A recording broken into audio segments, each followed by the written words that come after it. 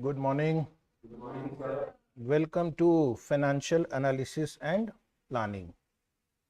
इस चैप्टर को हम लोग ज़्यादातर किस नाम से जानते हैं? Ratio analysis.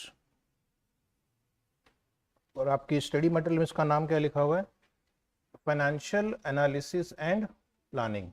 तो ये चैप्टर जो है बहुत ही इम्पॉर्टेंट है। एक तो आपके एग्ज़ाम के लिए, दूसरा प्रैक्टिकल लाइफ में भी इस चैप्टर का बहुत इम्पोर्टेंस है, क्योंकि बहुत सारे लोग रेशियो एनालिसिस करते हैं और डिसीजन लेते हैं। तो this is very important for understanding the business, the risk and also taking the financial decisions. ठीक है, तो आप में से कौन मुझे पहले बताएगा व्हाट इज रेशियो? मैथ्स में पढ़ा होगा, शायद स्कूल में भी पढ़ाते हैं रेशियो, प्रपोर्शन, ये वो। सेम यूनिट के कंपैरिजन करते हैं। लेकिन समझा नहीं। मान लो मैं एकदम गंवार आदमी हूँ, मान लो तुम बोलोगे सेम यूनिट को कंपैरिजन करते हो, तो मैं तो इधर उधर देखूंगा, समझ में ही नहीं आया क्या बोला। प्रपोर्शन, रेशियो मीन्स प्रपोर्शन,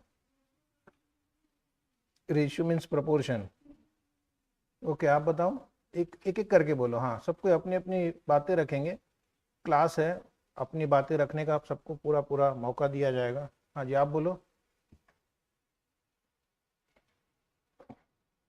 जब बोलने की बारी आती है तो नहीं बोलते आप लोग। हाँ, comparison between two variables, simple words, comparison between two variables. कोई भी टू वेरिएबल या दोनों वेरिएबल में कुछ विथ सेम बेस। बेस यानी क्या हुआ?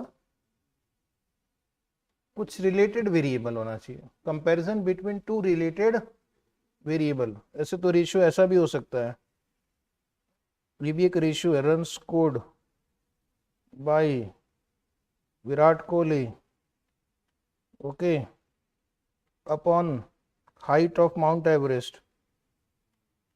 ये भी रेशियो ही तो है ना। हाउ? देखो मैं निकाल के दिखाता हूँ आपको। आपने तो कहा कंपैरिजन ऑफ टू वेरिएबल, तो रन स्कोर मान लो 10,000, हाइट ऑफ माउंट एवरेस्ट मान लो 8,000, 1.25। जैसे जैसे माउंट एवरेस्ट की हाइट 1 बढ़ेगी, विराट कोहली 1.25 रन बनाता है। आपके हिसाब से तो यही हुआ ना। आप लोगों ने तो यही बोला ना कि ratio means comparison of two variable. अब इन दोनों में कोई लेना देना ही नहीं है। Is it right? जैसे स्कूल में पढ़ाता है ग्रॉस प्रॉफिट अपॉन सेल्स, ये थोड़ा रिलेटेड वेरिएबल है। इतना सेल हुआ तो इतना ग्रॉस प्रॉफिट होता है। नेट प्रॉफिट अपॉन सेल्स, कि अगर हम 100 रुपया सेल करेंगे तो नेट प्रॉफिट कितना होता है। या फिर प्रॉफिट अपॉन इन्वेस्टमेंट, इसको बोलते हैं रिटर्न ऑन इन्वेस्टमेंट। इतना इन्वेस्टमेंट करेंगे तो इतना परसेंटेज प्रॉफिट आएगा। ठीक है। या current assets upon current liabilities, इस रेशियो को क्या बोलते हैं? कुछ पता है क्या? Current asset upon current liability पढ़ा होगा, कहीं ना कहीं तो पढ़ा होगा। Current ratio, is it right? यानी करंट लाइबिलिटीज के मुकाबले आपके पास करंट एसेट कितना है। डिस्कशन होता रहेगा, क्योंकि ये पूरा चैप्टर ही वही है। डेट इक्विटी रेशियो, ये तो अकाउंट्स में भी आता है। बाईबैक करते समय देखना है डेट इक्विटी रेशियो 2:1 से ज़्यादा ना हो जाए। ठीक है, तो अगर 1 रुपया डेट है तो उसके अगेंस्ट में इक्विटी कितना है, that is debt equity ratio. और आपने शायद कॉस्टिंग में भी पढ़ा होगा स्टॉक टर्नओवर रेशियो।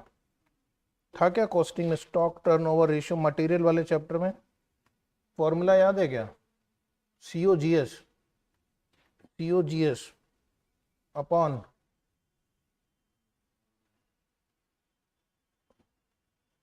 कुछ याद नहीं आ रहा है? Average inventory.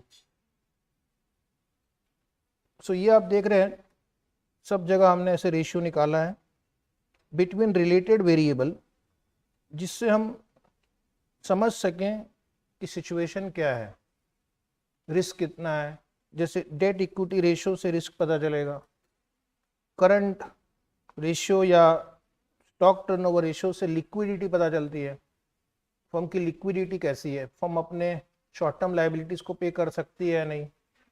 ये GP ratio, net profit ratio, return on investment ratio, इससे फर्म की प्रॉफिटेबिलिटी पता चलती है कि फर्म पैसा कमा रही है कि नहीं, कितना कमा रही है, कितना परसेंटेज कमा रही है, ज़्यादा है कम है, उसके हिसाब से हम डिसीजन लेंगे। Is it right? आपके अकाउंट्स में आप क्या सीखते हो? अकाउंट्स में आप बैलेंस शीट बनाना सीखते हो, P&L अकाउंट बनाना सीख लेते हो, और ज़्यादा से ज़्यादा कैश फ्लो स्टेटमेंट बनाना सीख लेते हो। लेकिन ये अपने आप में सफिशिएंट नहीं है। बैलेंस शीट को देखकर सिर्फ आपको डेट इक्विटी रेशियो नहीं पता चलेगा, उसके लिए आपको रेशियो निकालना पड़ेगा। P&L अकाउंट देखकर आपको gross profit ratio, net profit ratio नहीं पता चलता है, सिर्फ आपको वहाँ पे एक नंबर दिखता है, नेट प्रॉफिट 2,50,30,292 ऐसा, सेल्स दिखेगा इसके अगेंस्ट में 35,17,000, 35 करोड़ 17,39,495। अब इसको देखकर कुछ समझ में आ रहा है क्या कि जीपी रेशियो अच्छा है कि बुरा है? तो क्या करेंगे, इसको डिवाइड कर देंगे।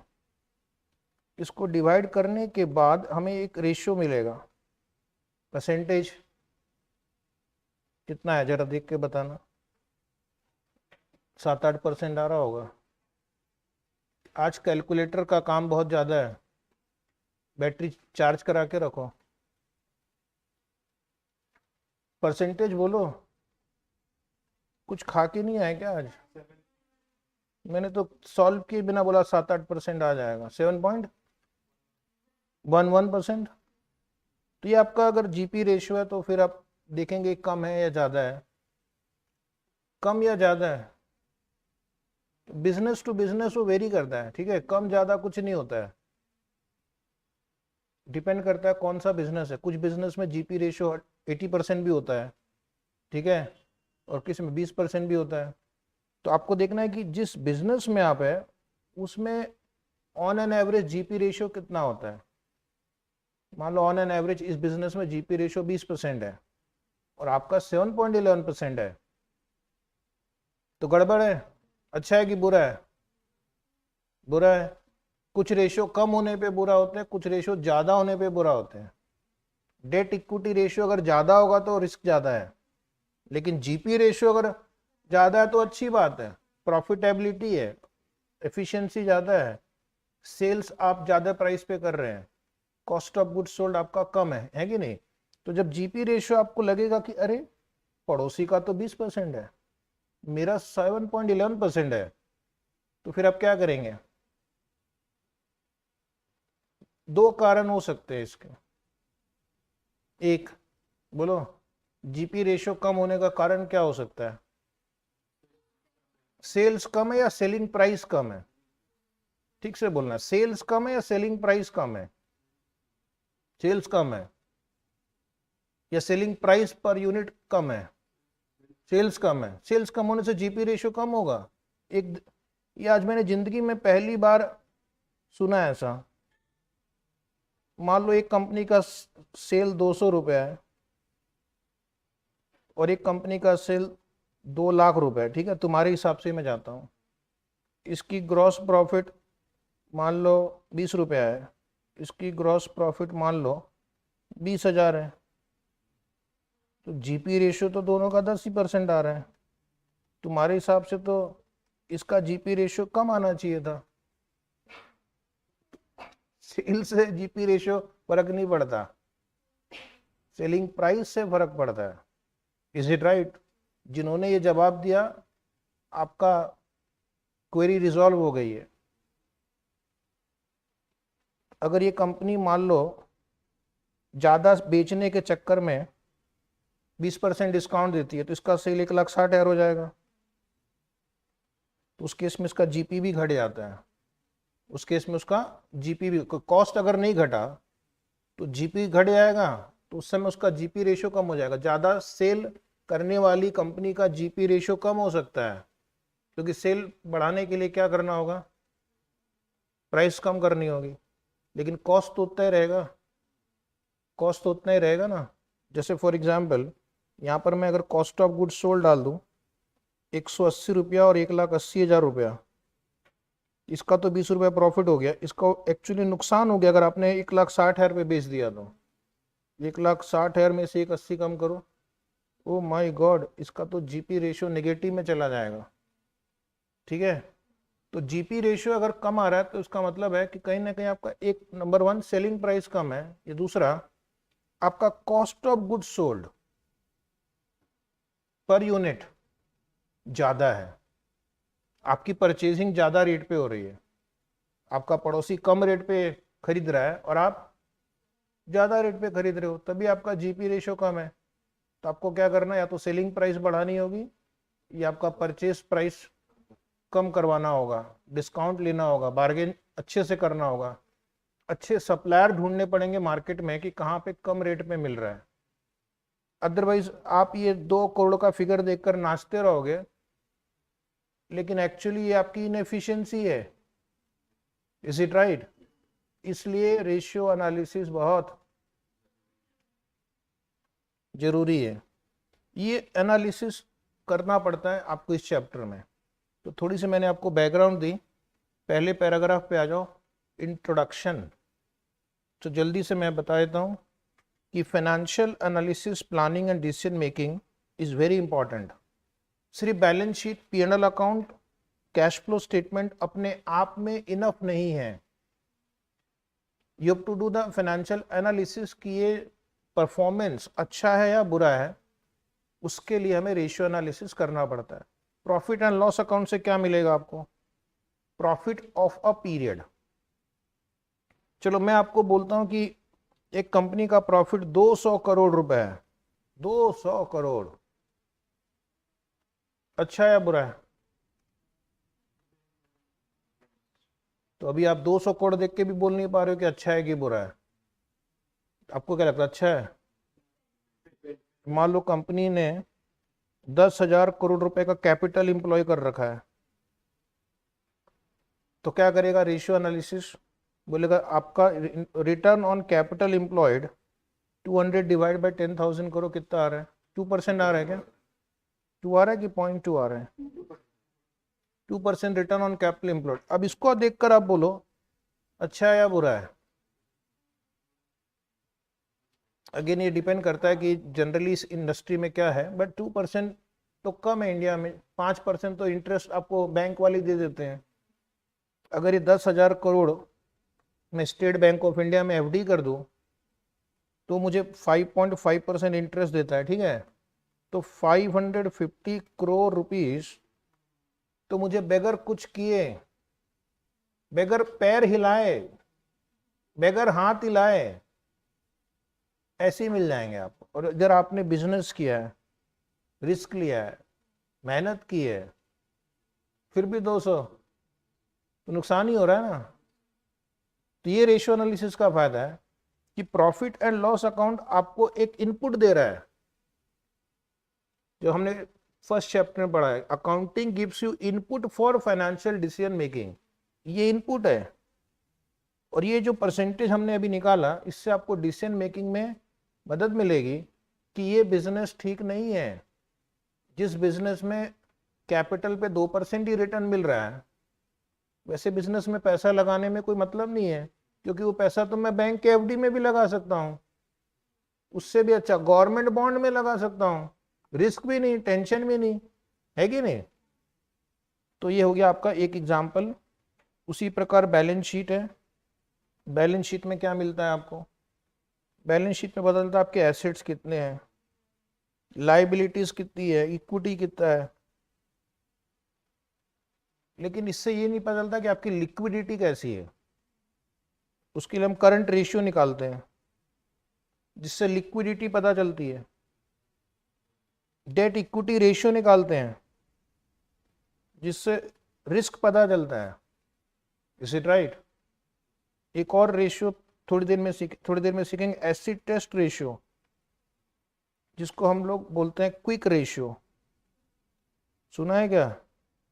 जिसको लिक्विड रेशियो बोलते हैं। एक रेशियो के 3 नाम है, उससे पता चलता है आपकी लिक्विडिटी कैसी है। क्रेडिटर को हम पे कर पाएंगे कि नहीं टाइम पे, इज इट राइट?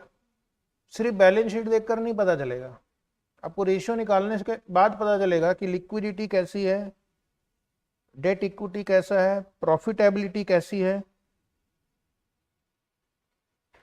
तो बेसिकली बैलेंस शीट से या पीएनएल अकाउंट से एब्सोल्यूट नंबर मिलता है। एब्सोल्यूट मतलब एक बड़ा नंबर, एक नंबर जिसको आप नहीं बोल सकते हैं कि ज्यादा या कम है। सपोज एक स्टूडेंट ने कहा मुझे 900 मार्क्स मिले, ज्यादा है कि कम है? हाँ, तो 900 मार्क्स तो बहुत ज्यादा है। नहीं, पेपर कितने मार्क्स का है? जैसे आपका 800 मार्क्स का पेपर है तो 400 आ गए, 50%। किसी को 600 आ गए तो 75%। तब हम बोल सकते हैं हाँ ये बढ़िया है। ये एब्सोल्यूट नंबर है 400 600, सिर्फ उसको देखकर आप कंक्लूड नहीं कर सकते हैं कि परफॉर्मेंस कैसा है। Is it right? And then there is a cash flow statement also, जो लिखा हुआ नहीं है, लेकिन कैश फ्लो स्टेटमेंट में आपको टोटल कैश जनरेटेड मिलता है, बट वो कम है कि ज्यादा उसके लिए आपको रेशियो निकालना पड़ेगा। ठीक है, तो above statement do not disclose necessary and relevant information. Of course वो यूजफुल है, बैलेंस शीट के बिना रेशियो निकलेगा कैसे, पीएनएल अकाउंट के बिना रेशियो निकालोगे कैसे, but that is input. Accounts gives you input, financial management helps you to assess the performance and decision making. इसलिए आपको रेशियो एनालिसिस की जरूरत पड़ती है, so that you can analyze the financial data and come to a conclusion. Okay, financial manager has certain analytical tools which help in financial analysis and planning. तो हमारा आज का यही टॉपिक है कि कौन कौन से रेशियो हमें यूज करना है, किस पर्पस के लिए यूज करना है, उसका सिग्निफिकेंस क्या है। So one of the most important topics of your syllabus is ratio analysis. आजकल इसका बहुत यूज होता है, और आप टीवी देखेंगे, न्यूज़पेपर देखेंगे तो हर जगह आपको रेशियो एनालिसिस दिखता रहेगा कि हाँ इस कंपनी का इतना ग्रोथ है, इतना अर्निंग है, इतनी यील्ड है, एटसेट्रा एटसेट्रा। वो कहाँ से आता है वो फिगर? रेशियो एनालिसिस से आता है। तो अब हम धीरे धीरे रेशियो एनालिसिस चैप्टर पढ़ने वाले हैं। तो पहला मीनिंग है रेशियो का, ratio is indicated quotient of two mathematical expression and as the relationship between two or more things. So relationship between two related variable, it is a relationship between two related variable, ratio of two related variable. Ratio means financial ratio और accounting ratio। वैसे तो ratio बहुत सारे field में होते होंगे, है कि नहीं? हमारा टॉपिक सिर्फ फाइनेंशियल रेशियोज से रिलेटेड है, जो बिजनेसमैन अपने बिजनेस में फाइनेंशियल पर्पस के लिए यूज करने वाला है। तो हाइट और लेंथ की भी रेशियो हो सकती है, ठीक है, जुपिटर और सैटर्न के वेट की भी रेशियो हो सकती है, डिस्टेंस की भी हो सकती है, उसमें मेरे को कोई लेना देना नहीं है। ठीक है, हमें किससे लेना देना अभी? फाइनेंशियल रेशियो या अकाउंटिंग रेशियो से, which is a mathematical expression of the relationship between two accounting figure. Two related accounting figure कर दो, टू रिलेटेड, कुछ तो उसमें रिलेशनशिप होना चाहिए ना, अदरवाइज मीनिंगलेस हो जाता है कई बार। ठीक है, so calculation of ratio, basis of calculation a relationship between two mathematical terms और group of figures. Group of figures भी हो सकता है, जैसे मान लो एडमिनिस्ट्रेशन एक्सपेंस जब हम बोलते हैं तो इसमें कोई एक एक्सपेंस नहीं है ना, इसमें तो बहुत सारे हैं। या administration and selling and distribution expense upon sales ratio, ये भी एक रेशियो है। तो इसमें हम क्या करते हैं, हम देखते हैं कि हमारा सेल्स का कितना percentage administration and selling and distribution में जाता है, राइट। तो एक एक्सपेंस भी ले सकते हैं, ग्रुप ऑफ एक्सपेंस भी ले सकते हैं। जैसे for example material consumed upon sales, तो यहाँ पर हम सिर्फ मटेरियल कंज्यूम्ड को ले रहे हैं। सेल्स का कितना परसेंटेज मटेरियल कंजम्पशन है, हाइयर है कम है, ठीक है। 100 रुपये का माल बेच रहे हैं, उसको बनाने के लिए मटेरियल कितना परसेंटेज लगता है। Which are connected with each other in some logical manner, which are connected with each other in some, कुछ तो लॉजिकल मैनर होना चाहिए। मैं बोलूंगा material consumed upon tax paid, income tax paid. अब इन दोनों में कोई बहुत ज्यादा लेना देना नहीं है, रेशियो तो ये भी है, कुछ भी ऊपर नीचे लिखोगे रेशियो बन जाएगा। न्यूमरेटर और डिनोमिनेटर में कुछ भी लिखोगे तो रेशियो बनेगा, बट इससे कोई आपको कोई मीनिंगफुल इंटरप्रिटेशन निकल के नहीं आ रहा है, मीनिंगफुल इंटरप्रिटेशन निकल के नहीं आ रहा है। आप टैक्स कितना भी भरो, मटेरियल कंजम्पशन का उससे कुछ लेना देना है, लेकिन आपके पास सेल होगा तो मटेरियल कंजम्पशन बढ़ता है, सेल घटेगा तो मटेरियल कंजम्पशन घटता है, दोनों में कुछ लिंक है। बिजनेसमैन देखता है कि भाई मैं मेरा सेल और कॉस्ट के बीच क्या लेना देना है, which are selected from financial statement of the business. तो आज का हमारा टॉपिक यही है और बहुत ही ध्यान से सुनना है। पहले 1-2 पेज थियरी है, 2 पेज, उसके बाद सिलसिला चालू होगा। Objective for financial ratio is that all stakeholders can draw conclusions। तो पहले एक बात बताओ, आप लोग इतने साल से अकाउंट्स पढ़ रहे हैं, who are the stakeholders in a business? Stakeholder जिनको बिजनेस में कोई इंटरेस्ट है। स्टेक होल्डर और शेयर होल्डर में डिफरेंस है। शेयर होल्डर जो इक्विटी शेयर ओन करते हैं, प्रेफरेंस शेयर ओन करते हैं। स्टेक होल्डर जिसको बिजनेस से कोई ना कोई प्रकार का लेना देना है। जैसे फॉर एग्जाम्पल ओनर तो होते ही हैं, सारा धन लगा रखा है, दूसरे इन्वेस्टर्स होते हैं, बैंक या फाइनेंशियल इंस्टीट्यूशन या डिबेंचर होल्डर, इसको भी आपके बिजनेस में इंटरेस्ट है या नहीं है। बैंक के पास जाओ आज क्लास के बाद, बोलना 5 करोड़ लोन चाहिए, बोले कि बैठो, तुम्हारे लिए तो मैं बैठा था पिछले 10 सालों से, आंखें तरस गई थी तुम्हें लोन देने के लिए। तुम आईपीसी इंटरमीडिएट के स्टूडेंट के लिए तो हमने बैंक खोल रखा है यहाँ पे, ठीक है, ये लो 5 करोड़ ले जाओ। ऐसे देती है बैंक? ऐसे देती तो फिर क्या होता? फिर मैं यहाँ रोज आपके लिए नहीं आता है, यहाँ पे रोज 2-2.5 घंटे बैठ के गला कौन सुखाता? Is it right? 5 करोड़ लेकर आ गया, हो गया काम। वो बोले कि बैलेंस शीट दिखाओ 3 साल का, P&L account, tax return, cash flow statement. फिर प्रेमाइस आके विजिट करती है, उसके बाद उनको लगा कि हाँ ये पार्टी लोन रीपे कर पाएगा, तब लोन देती है। तो उसका मतलब उनको आपके बिजनेस में इंटरेस्ट है। एम्प्लॉयज को भी इंटरेस्ट है, एम्प्लॉयज भी जानना चाहता है कंपनी प्रॉफिटेबल है कि नहीं, ग्रोथ है कि नहीं। कहाँ जॉब करेंगे आप सीए बनने के बाद, जो लॉस मेकिंग है या जो प्रॉफिट मेकिंग है? प्रॉफिट मेकिंग में करेंगे, ग्रोथ में करेंगे। दिखेगा बैलेंस शीट से कि इनका ग्रोथ हो रहा है, प्रॉफिट में दिखेगा, लास्ट 3 साल 4 साल का प्रॉफिट दिखेगा, ठीक है। इसलिए ये लोग, उसके अलावा गवर्नमेंट को भी इंटरेस्ट रहता है, government is also interested party, trade unions are interested party. तो ये लोग क्यों फाइनेंशियल स्टेटमेंट की एनालिसिस करते हैं?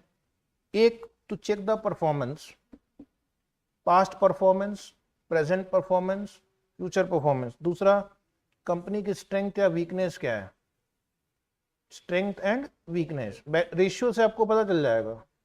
हो सकता है प्रॉफिटेबिलिटी रेशियो ज्यादा हो, बट आपका डेट इक्विटी रेशियो भी ज्यादा होगा।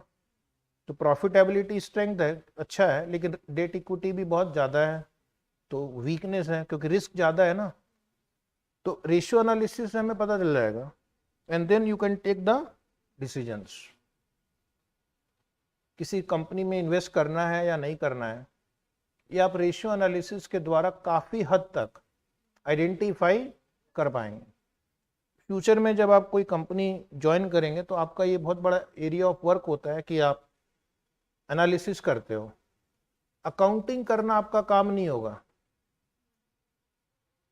क्वालिफिकेशन के बाद आपको कोई डेबिट क्रेडिट के लिए पैसे नहीं देगा, उसके लिए किसी नॉर्मल आदमी को भी ट्रेन किया जा सकता है। आपको क्या करना है, वो जब काम करेगा उसके बाद एनालिसिस करना है कि बिजनेस में और इम्प्रूवमेंट कहाँ ला सकते हैं। तो बहुत ही एक डायलॉग लिखा है यहाँ पे, single accounting figure may not communicate any meaningful information. Company बोल रही है चिल्ला चिल्ला के हमारी प्रॉफिट 2000 करोड़ रुपए है, तालियां। कोई ताली नहीं बजाया। 20,000 करोड़ है, तालियां नहीं। इससे कुछ पता नहीं चल रहा है कि कम है कि ज्यादा है। Is it right? इसको आपको डिवाइड करना पड़ेगा कैपिटल एम्प्लॉयड से, फिर देखेंगे कि जो सिमिलर कंपनीज हैं उसका रिटर्न कितना है, उससे कम है या ज्यादा, उसके बाद डिसाइड करेंगे। बड़ी बड़ी कंपनी जनता को बेवकूफ बनाती है, वो अपना प्रॉफिट फिगर एब्सोल्यूट टर्म्स में बताती है, न्यूज़पेपर में रहेगा हमारी प्रॉफिट इस साल 200 करोड़ हुई है, मुझे नहीं बताता कि 200 करोड़ कमाने के लिए कैपिटल कितना लगाया था। Is it right? लेकिन जब हम इसको रेशियो में कन्वर्ट करते हैं तब पता चलता है कि एक्चुअल परफॉर्मेंस कैसा था। ठीक है, तब पर्दा उठता है, तब असली फिगर आता है। ठीक है, मास्क लगाते हैं तो बहुत सब लोग सुंदर ही दिखते हैं, मास्क उतारने के बाद असलियत पता चलती है कि नहीं? हाँ, तो रेशियो एनालिसिस वही है, ये मास्क उतारने का काम करता है। ठीक है, डायलॉग लिखना मत, but when express relative to other figure it may provide significant information. आपके लॉ में भी है ना, कॉर्पोरेट वेल लिफ्ट करते हैं, कंपनी फॉर्म करते हैं और बेवकूफ बनाते हैं दुनिया को, तो फिर लॉ वाले कानून वाले पकड़ लेते एक दिन, अच्छा इसलिए कंपनी फॉर्म की थी तुमने, बेवकूफ बनाने के लिए। तो रेशियो एनालिसिस भी वही है, it is not just comparing numbers from balance sheet, income statement and cash flow statement, it is also involving comparison against previous year.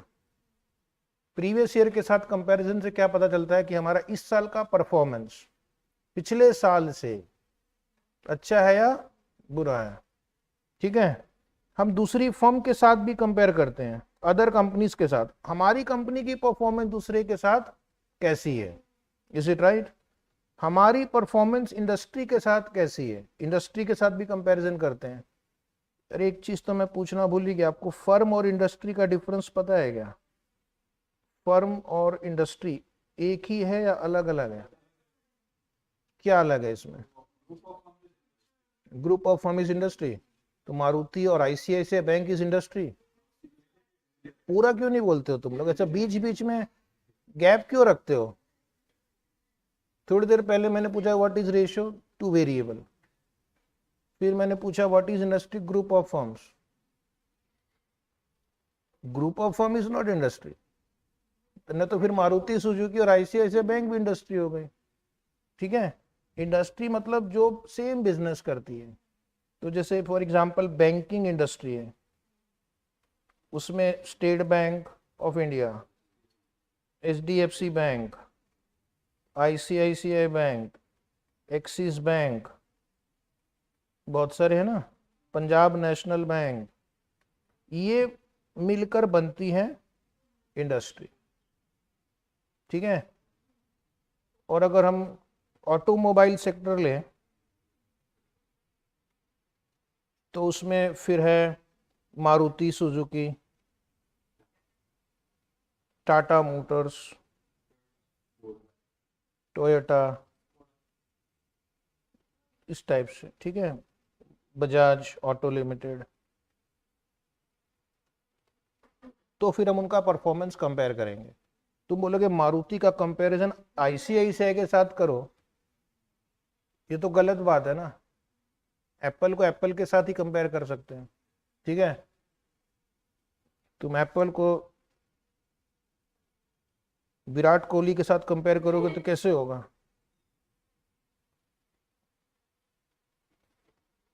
So this is the benefit of ratio analysis. अब आप धीरे धीरे काम की बातें की ओर बढ़ेंगे। Ratio analysis के लिए हमें चाहिए नंबर्स, डेटा। कहाँ से आता है ये डेटा? कंपनी की जो रेशियो एनालिसिस करते हैं जो लोग, वो कंपनी के एनुअल रिपोर्ट को देखते हैं, क्योंकि उसमें लगभग आपको सारा डेटा मिल जाता है। Balance sheet, P&L account, cash flow statement, notes to account, उसमें सब रहते हैं। उसके अलावा जो कंपनी लिस्टेड होती है, ये तो साल में एक बार कंपनी प्रेजेंट करती है, एनुअल रिपोर्ट साल में एक बार देती है। लेकिन लिस्टेड कंपनी के लिए इंडिया में एक और रिक्वायरमेंट है, quarterly report. For listed company जो स्टॉक एक्सचेंज में लिस्टेड है, वो क्वार्टरली रिपोर्ट भी प्रेजेंट करती है। क्वार्टरली मतलब कितने महीने हो? 3, 4, 5, 6। क्वार्टरली में 3 होते हैं क्या कि 4 होते हैं? हर 3-3 महीने बाद भी इनको रिपोर्ट बनाना होता है, उसमें से भी आपको डेटा मिलता है। उसके बाद कंपनी के नोट्स टू अकाउंट में बहुत सारा डिटेल रहता है, जो आप अकाउंट्स में करते ही हैं, उसमें ब्रेकअप रहता है हर एक आइटम का। और उसके बाद कंपनी के कैश फ्लो स्टेटमेंट से आपको डेटा मिलता है। मार्केट में बहुत सारे न्यूज़पेपर हैं, बिजनेस मैगजीन्स होती हैं। 2-4 नाम बताओ, देखते हैं पता है कि नहीं। फोर्ब्स मैगजीन पढ़ते हो क्या? सिर्फ नाम सुना है? हाँ, क्या करते हैं? उसका ऐप डाउनलोड करके पढ़ सकते हैं। और बस एक ही नाम पता है आपको, कोई बिजनेस मैगजीन? बिजनेस टुडे, हाँ बिजनेस टुडे, वाह। CNBC न्यूज देखते हैं क्या? CNBC न्यूज टाइम नहीं मिलता है।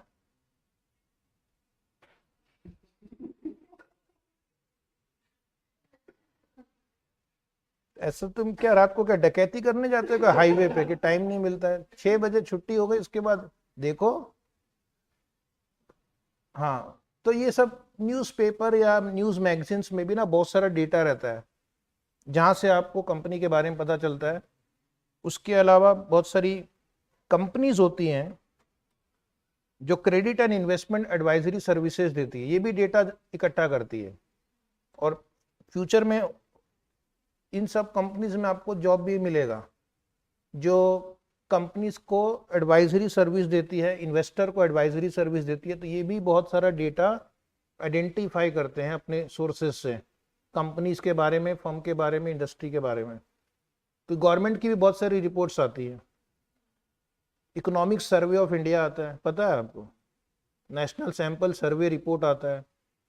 GDP के नंबर्स गवर्नमेंट रिलीज करती है, इन्फ्लेशन के नंबर रिलीज करती है। कहीं ना कहीं उसमें बहुत सारा डेटा आपको मिलता है, फिर उस डेटा को आप यूज करते हैं रेशियो एनालिसिस के लिए। ठीक है, तो जब आप CA बन जाएंगे तो आपका एक बहुत बड़ा काम रहेगा एडवाइजरी सर्विसेज का, कंसल्टिंग का, इन्वेस्टमेंट एडवाइजरी या इन्वेस्टमेंट कंसल्टिंग का। तब आपको मेरी याद आएगी, ठीक है, क्योंकि ये सब डेटा आप इकट्ठा करके एनालाइज करते हो और उसके बाद डिसाइड करते हो कि यहाँ पर इन्वेस्ट करना है या नहीं। तो हमारा आज का एजेंडा बस इतने रेशियो पढ़ना है, ज्यादा नहीं है, बस इतना ही है। ज्यादा है कहाँ? ज्यादा 4 और 6, 10 ही तो दिख रहे हैं। तो टाइप ऑफ रेशियोज, तो वैसे लिस्ट एग्जॉस्टिव नहीं है, याद रखना। दिस लिस्ट इज नॉट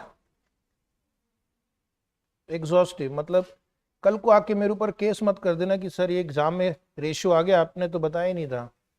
इसलिए मैंने पहले डिस्क्लेमर दे दिया है, ठीक है। This list is not exhaustive. हो सकता है जो या नहीं हो उसमें से भी कुछ हो जाए, तो कोशिश करेंगे जितना हम एक्सटेंसिव कवरेज कर सकें, ठीक है।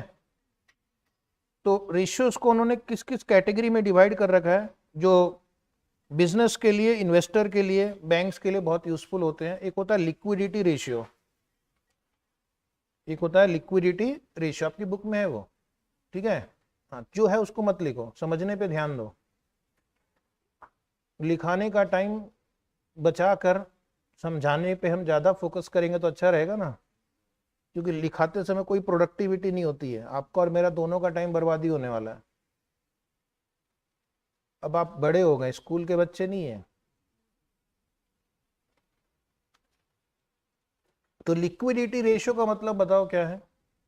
लिक्विडिटी रेशियो, जो सही बताएगा इनाम पाएगा। लिक्विडिटी मतलब क्या होता है? तुम्हारे पास देखो जरा जेब में कितने रुपए हैं, कितने हैं, देख के बताओ।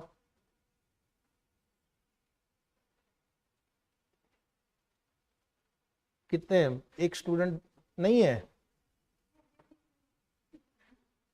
700 रुपए है, तुम्हारे पास 200 300 है, तुम्हारे पास 400 है। तो तुम्हारी लिक्विडिटी 700 वाले की ज्यादा अच्छी है और 200 वाले की ज्यादा बुरी है, कम है। लिक्विडिटी मतलब आपके पास फंड्स इतने होने चाहिए कि आपके जो शॉर्ट टर्म एक्सपेंसेस या लाइबिलिटीज हैं उसको आप मीट कर सकें, उसको पे कर सकें। तो 700 वाले के पास ज्यादा लिक्विडिटी है कि 200 वाले के पास? 200 वाले के पास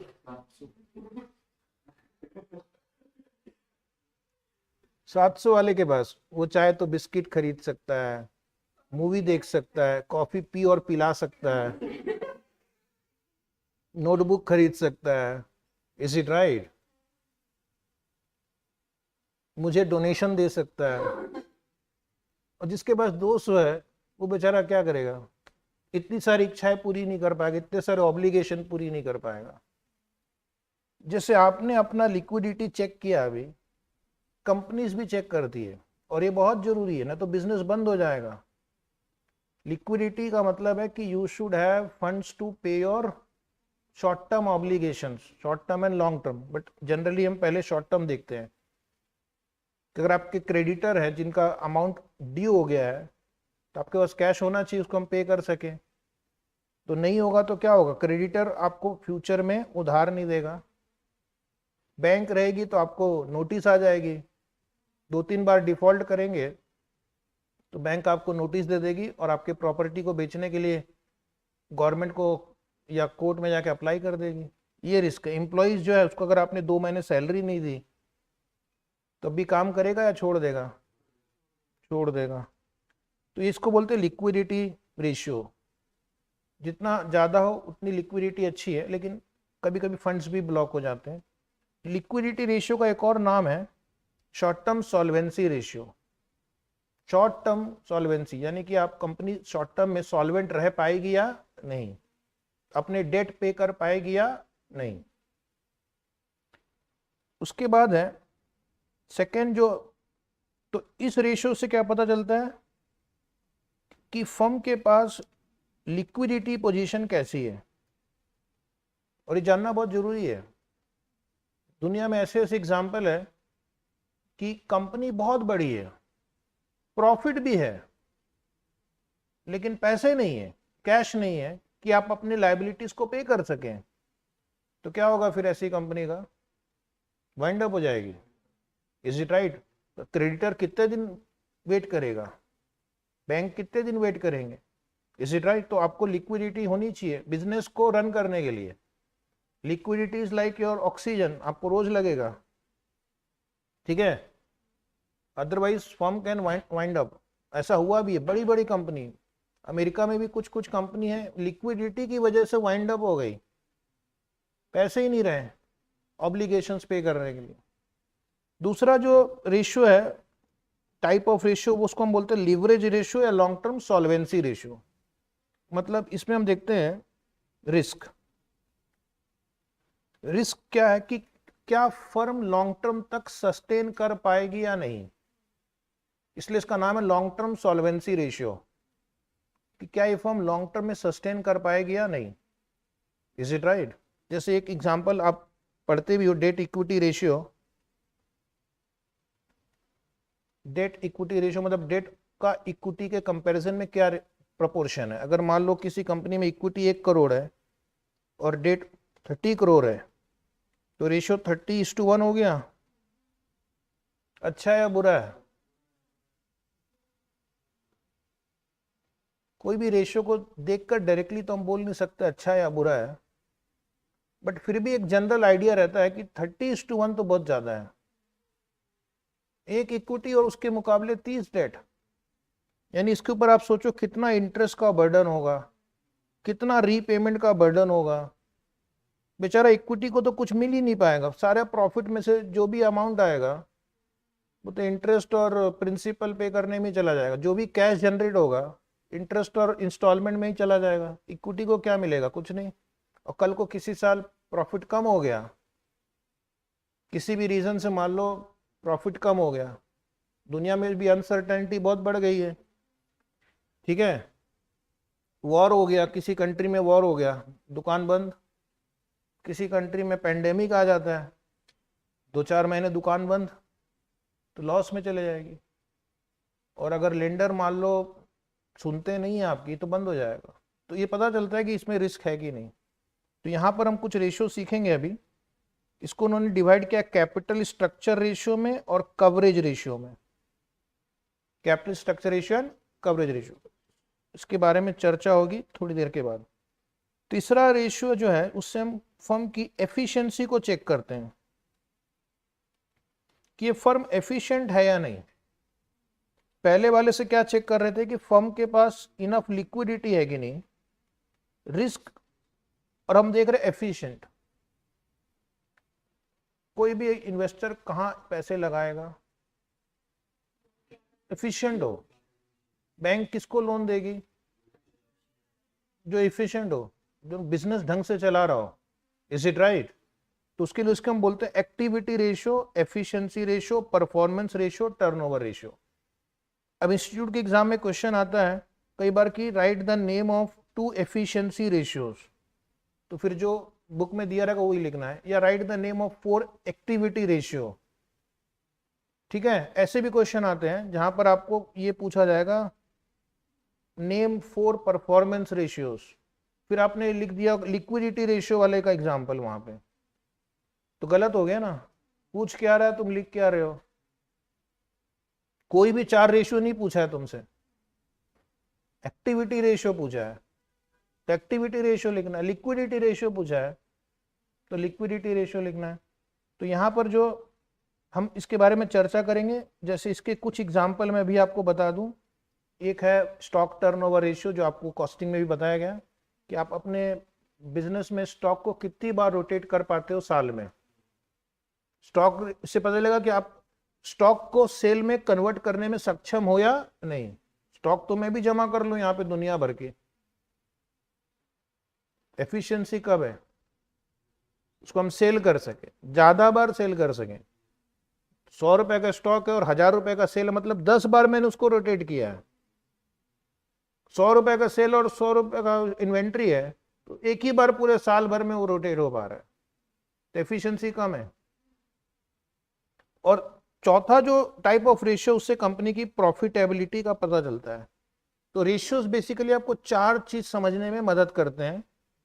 फर्स्ट बोलो liquidity, second risk, third efficiency, और चौथा प्रॉफिटेबिलिटी। फाइनली बिजनेस का ऑब्जेक्टिव क्या है? Profit and wealth maximization. Profit short term है, वेल्थ मैक्सिमाइजेशन लॉन्ग टर्म है। प्रॉफिट करने वाली कंपनी लॉन्ग टर्म में वेल्थ भी क्रिएट कर सकती है, ठीक है। तो यहां पर आपको हम बहुत सारे रेशियोज बताएंगे। कुछ प्रॉफिटेबिलिटी रिलेटेड टू सेल्स है, जैसे जीपी रेशियो, यानी आप सेल तो कर रहे हो लेकिन फायदा भी तो होना चाहिए ना, या नहीं? या जोमेटो की तरफ 1 रुपया का माल बेचो, 2 रुपया कॉस्ट है, कोई मतलब है? या पेटीएम की तरह नुकसान। सेल करते हैं लेकिन प्रॉफिट भी होना चाहिए। कुछ रहता है related to return on investment, जहां आपने पैसा लगाया तो बदले में आपका रिटर्न कितना आ रहा है। Return on investment ratio, return on equity, then कुछ are required for analysis from owners point of view and some are related to market और valuation. Valuation point of view से आपका रेशियो कम है या ज्यादा है। तो अब आपका जो एजेंडा है आज का यही है कि इतने सारे रेशियोज पहले हम पढ़ेंगे। तो आपको रेशियो पढ़ते समय उसका पहले क्या करना है, उसका मीनिंग समझना है कि रेशियो है क्या, फिर उसको कैलकुलेट कैसे करते हैं और रेशियो को इंटरप्रेट कैसे करते हैं। Is it right? इंटरप्रिटेशन भी आना चाहिए। कैलकुलेशन तो कंप्यूटर भी कर लेगा। कैलकुलेटर में आजकल जो कंप्यूटर्स के जो सॉफ्टवेयर्स होते हैं ना, जैसे टैली फॉर एग्जांपल, उसमें वो current ratio, debt equity ratio खुद ही निकाल लेता है वो। तो तुम्हारी जरूरत क्या है फिर? तुम्हारी जरूरत यहां पर आती है analysis, interpretation, action. Is it right? क्योंकि धीरे धीरे सॉफ्टवेयर सब इतने पावरफुल होते जा रहे हैं कि आगे चलकर खुद ही इंटरप्रेट भी कर लेंगे, खुद ही डिसीजन भी ले लेंगे। हम क्या करेंगे? हम बस उसको स्विच ऑन करेंगे सिर्फ। तो ये है हमारा आज का एजेंडा। लिक्विडिटी रेशियो से शुरुआत की जाएगी।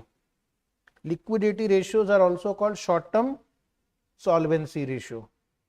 इसका पर्पस क्या है, ये आपको लाइन अंडरलाइन करनी चाहिए कि इस रेशियो का पर्पस है to check the ability of the business to pay its short term liabilities. Pay its short term liabilities यानी आपके पास इतनी क्षमता होनी चाहिए कि आप शॉर्ट टर्म लायबिलिटीज पे कर सको। अभी मैंने क्लास में आपसे पूछा कि आपके पास कितने रुपए हैं, किसी ने 200 कहा, किसी ने 400 कहा, कितने 700 कहा, राइट? आप लोग जीरो लेकर क्यों नहीं चलते हो? एक दिन जीरो लेकर निकलो, फिर क्या होगा? कुछ भी हो सकता है, कुछ भी हो सकता है, नहीं क्या होगा? हाँ, तो सोचो आपको कितनी बुरी स्थिति में आप पड़ जाओगे। फिर रास्ते में किसी आदमी को रोक के बोलोगे भाई साहब 10 रुपया दे दोगे क्या, प्लीज, मैं आपको बाद में चुका दूंगा। वो बोलेगा हटो यहाँ से। आजकल किसी पे ट्रस्ट नहीं कर सकते हैं। इसी तरह तुम बोलोगे सर बहुत भूख लग रही है, प्लीज हेल्प करो, वो बोलेगा मैं ही मिला हूँ क्या तुम्हें? ठीक है? तो कितनी बुरी लिक्विडिटी स्थिति में पहुंच जाओगे तुम, खुद अपने आप को रख के देखो। एक बार 0 रुपए लेकर 2 दिन घूम के देखो मार्केट में।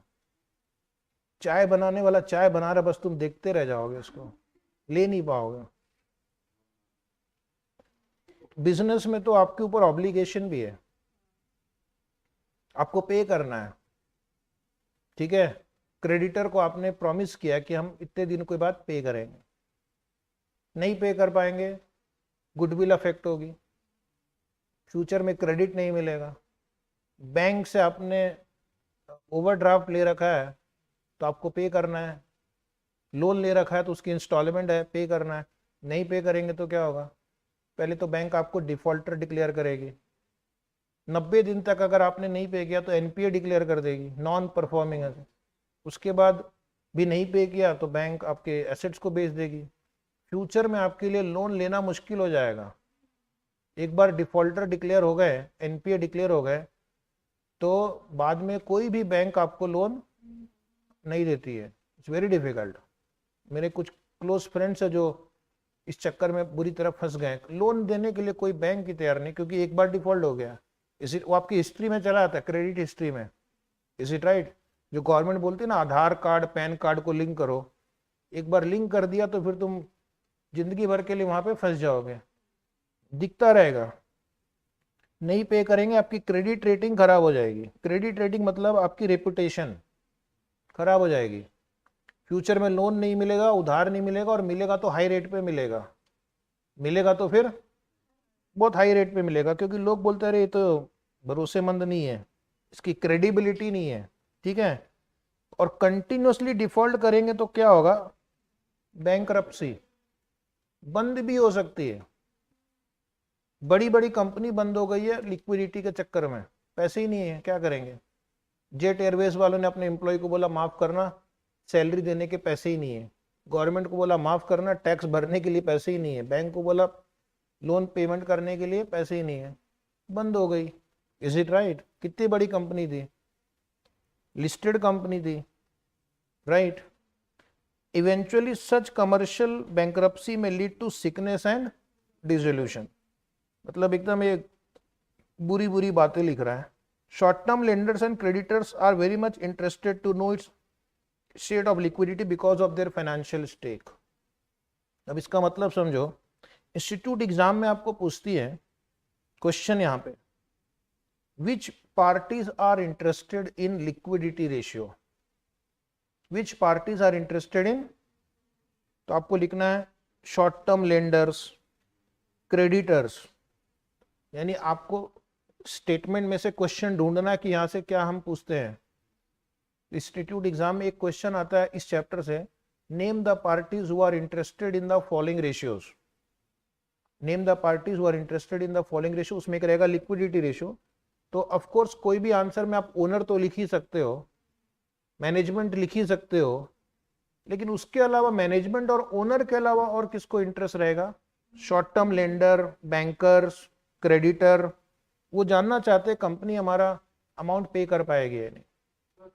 हाँ जी,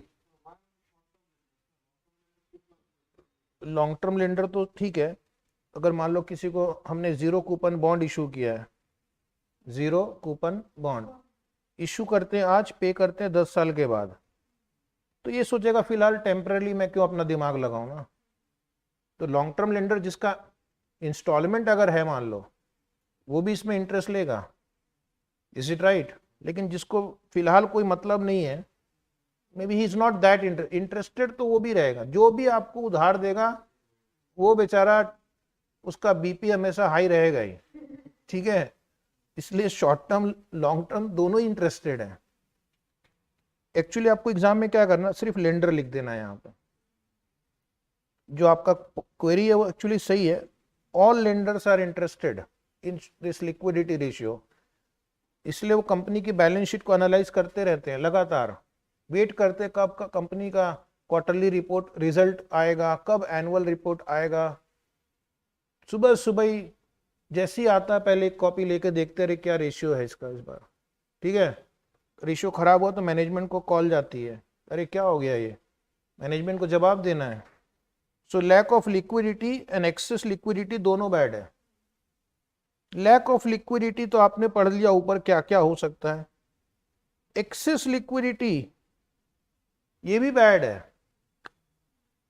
सपोज आपके वॉलेट में 2 लाख रुपए कैश है, एग्जाम्पल, ठीक है? 2-2 हजार के 100 नोट पड़े हुए हैं, 50 इधर 50 इधर। अच्छी बात है या बुरी?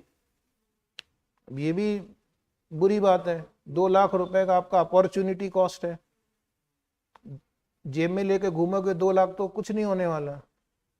वही आपने बैंक में, गवर्नमेंट बॉन्ड में, म्यूचुअल फंड में, शेयर मार्केट में कहीं लगाया होता, किसी को उधार दिया होता, अपने दोस्त को दे देते जो 200 रुपए लेके घूमते हैं, तो तुम्हें इंटरेस्ट मिलता, इज इट राइट? तो ये भी एक बैलेंस करके चलने वाली बात है कि लिक्विडिटी एक्सेस भी नहीं होनी चाहिए, पुअर तो बिल्कुल ही नहीं होनी चाहिए, क्योंकि वहां पे तो कंपनी बंद हो सकती है। हायर हुआ तो आपका अपॉर्चुनिटी कॉस्ट है, फिर आपका rate of return on investment कम हो जाएगा। तो लिक्विडिटी रेशियो में हमारे पास क्या क्या है?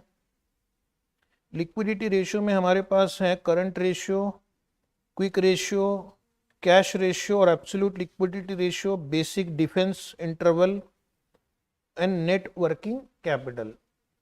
तो अब हम पहले किसको पढ़ने वाले हैं? Current ratio. अब देखो एक बार याद रखना, एग्जाम में क्वेश्चन क्या आएगा, नेम 5 लिक्विडिटी रेशियो। क्या आएगा क्वेश्चन? तो किसको लिखना है आपको? ये जो 5 आपके बुक में लिखे हैं ना, A B C D E, ये एक क्वेश्चन है, ये क्वेश्चन है।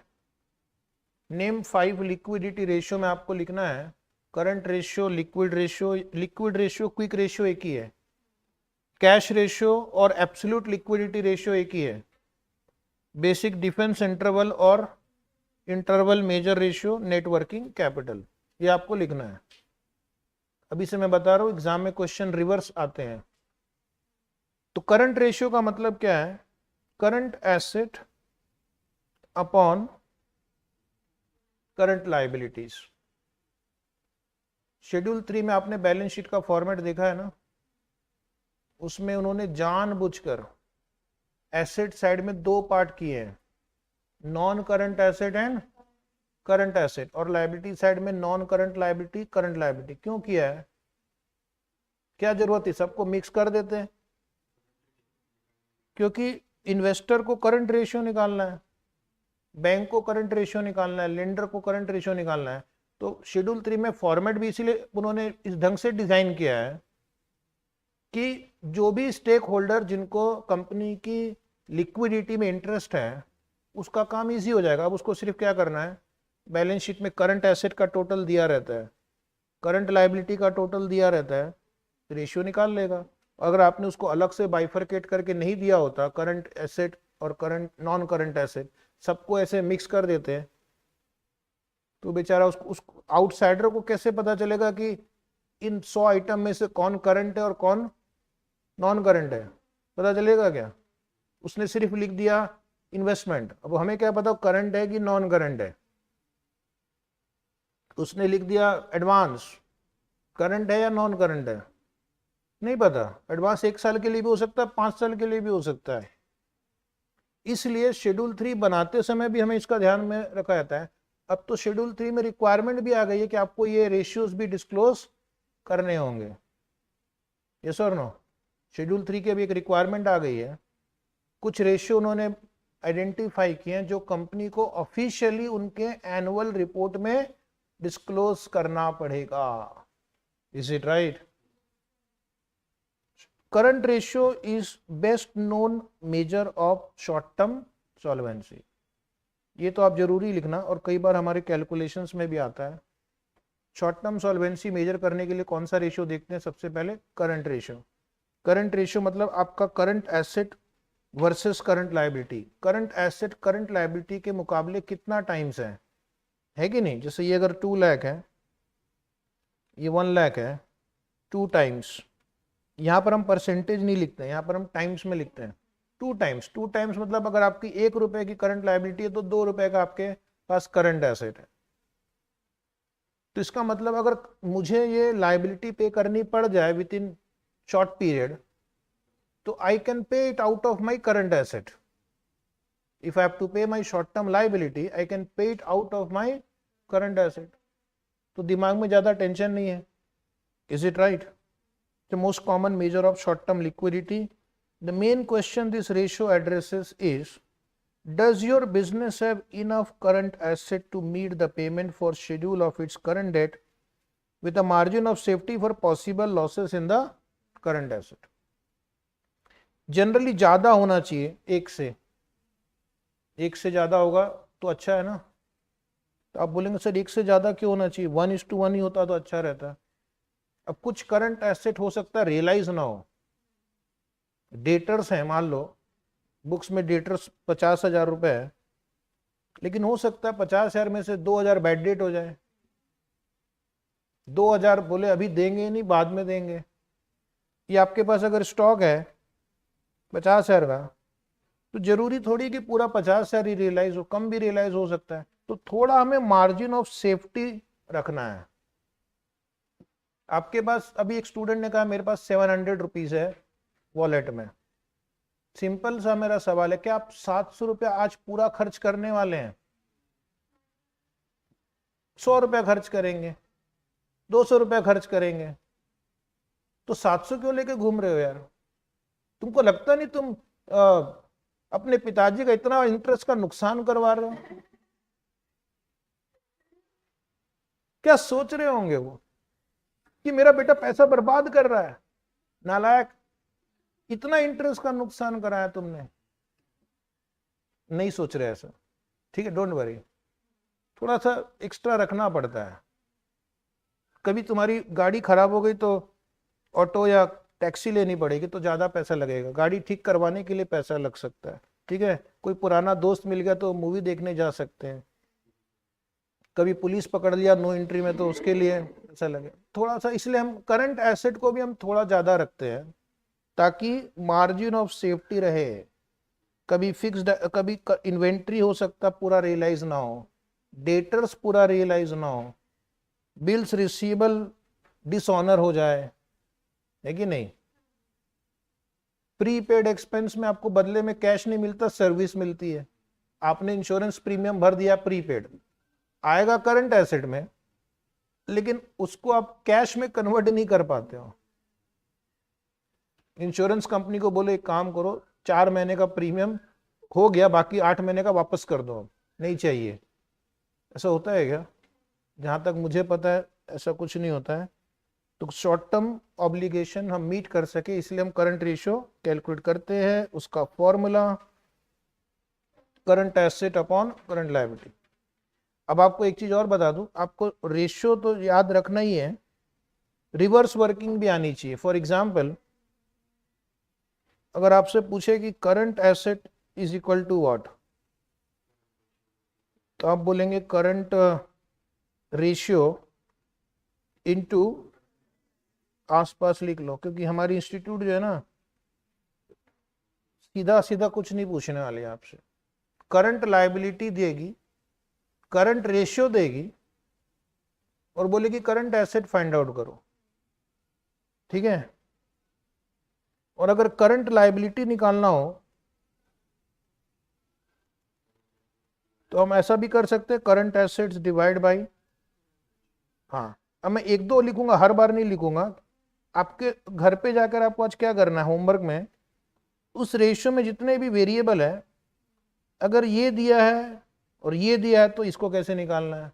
3 है तो मतलब 3 फॉर्मूले बनेंगे उसमें से, ठीक है। 3 वेरिएबल है तो 3 फॉर्मूले बनेंगे उससे। तो आपको ऐसा लिख कर रखना है, ठीक है। कल जो सबसे ज्यादा लिख कर लाएगा इनाम पाएगा, आपको मिलेगा 1 वे जुपिटर का टिकट।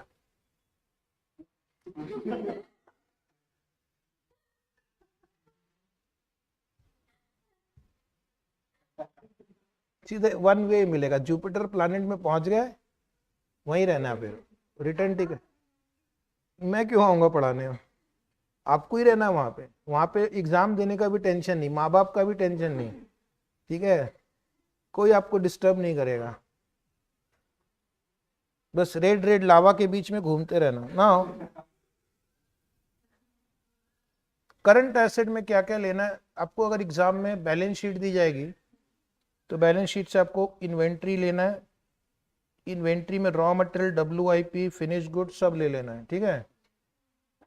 डेटर्स भी लेना है, बिल्स रिसीवेबल भी लेना है, cash in hand, cash at bank भी लेना है, बिल्स रिसीवेबल भी लेना है, एक्रूअल यानी accrued income, accrued income, accrued liability नहीं, वो आएगा करंट लाइबिलिटी में। जैसे मान लो इंटरेस्ट अक्रूड है, जो लेना है, लेने वाला इधर आएगा, देने वाला करंट लाइबिलिटी में। प्रीपेड एक्सपेंसेस हो गए, short term loans and advance हो गया, शॉर्ट टर्म, अगर लॉन्ग टर्म दिया तो यहां नहीं लेंगे। उसी प्रकार शॉर्ट टर्म इन्वेस्टमेंट लेंगे, डिस्पोजेबल इन्वेस्टमेंट यानी short term, and any other current asset, ठीक है। जैसे फॉर एग्जांपल कोई प्रीपेड एक्सपेंस होगा, उसको भी हम लिखते हैं।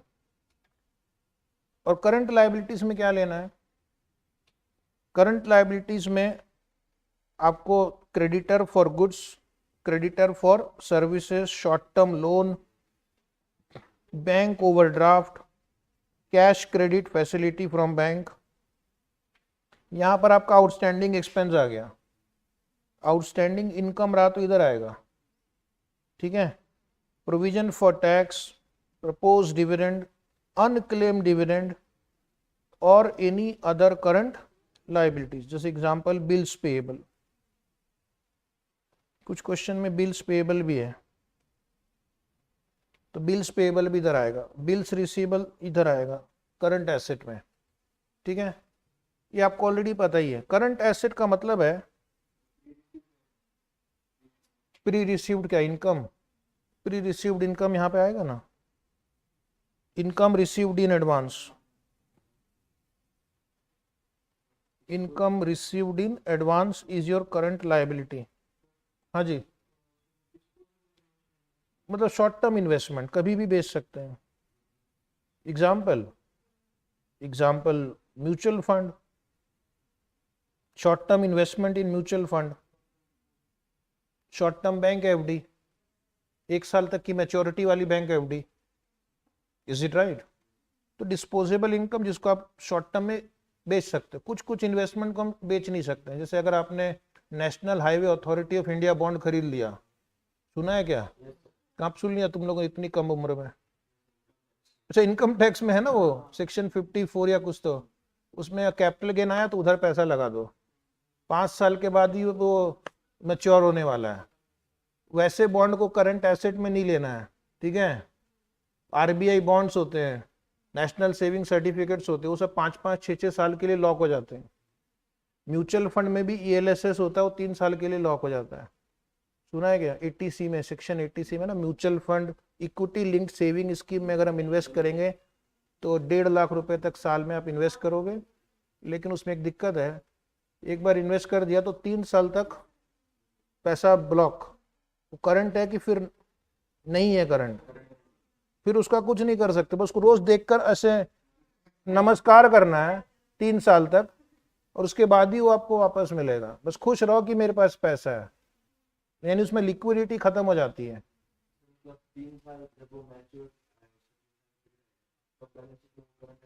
तब बैलेंस शीट में वो करंट एसेट में चला जाएगा, क्योंकि अब आप उसको लिक्विडेट कर सकते हो, ठीक है? तो ये रेशियो कितना होना चाहिए जनरली? जनरली सभी के लिए एप्लीकेबल नहीं है। इन जनरल 2:1 अच्छा है। एक लाइबिलिटी है, उसके अगेंस्ट में 2 करंट एसेट है, तो मैं खुश हूं कि चलो मैं पे कर सकता हूं अपनी लाइबिलिटीज को। लेकिन कई बार ये नेचर ऑफ बिजनेस पे डिपेंड करता है, इज इट राइट? कुछ बिजनेसेस में ये रेशियो ज़्यादा होता है। जैसे फॉर एग्जांपल स्टील कंपनीज जो होती है, स्टील कंपनीज, टाटा स्टील,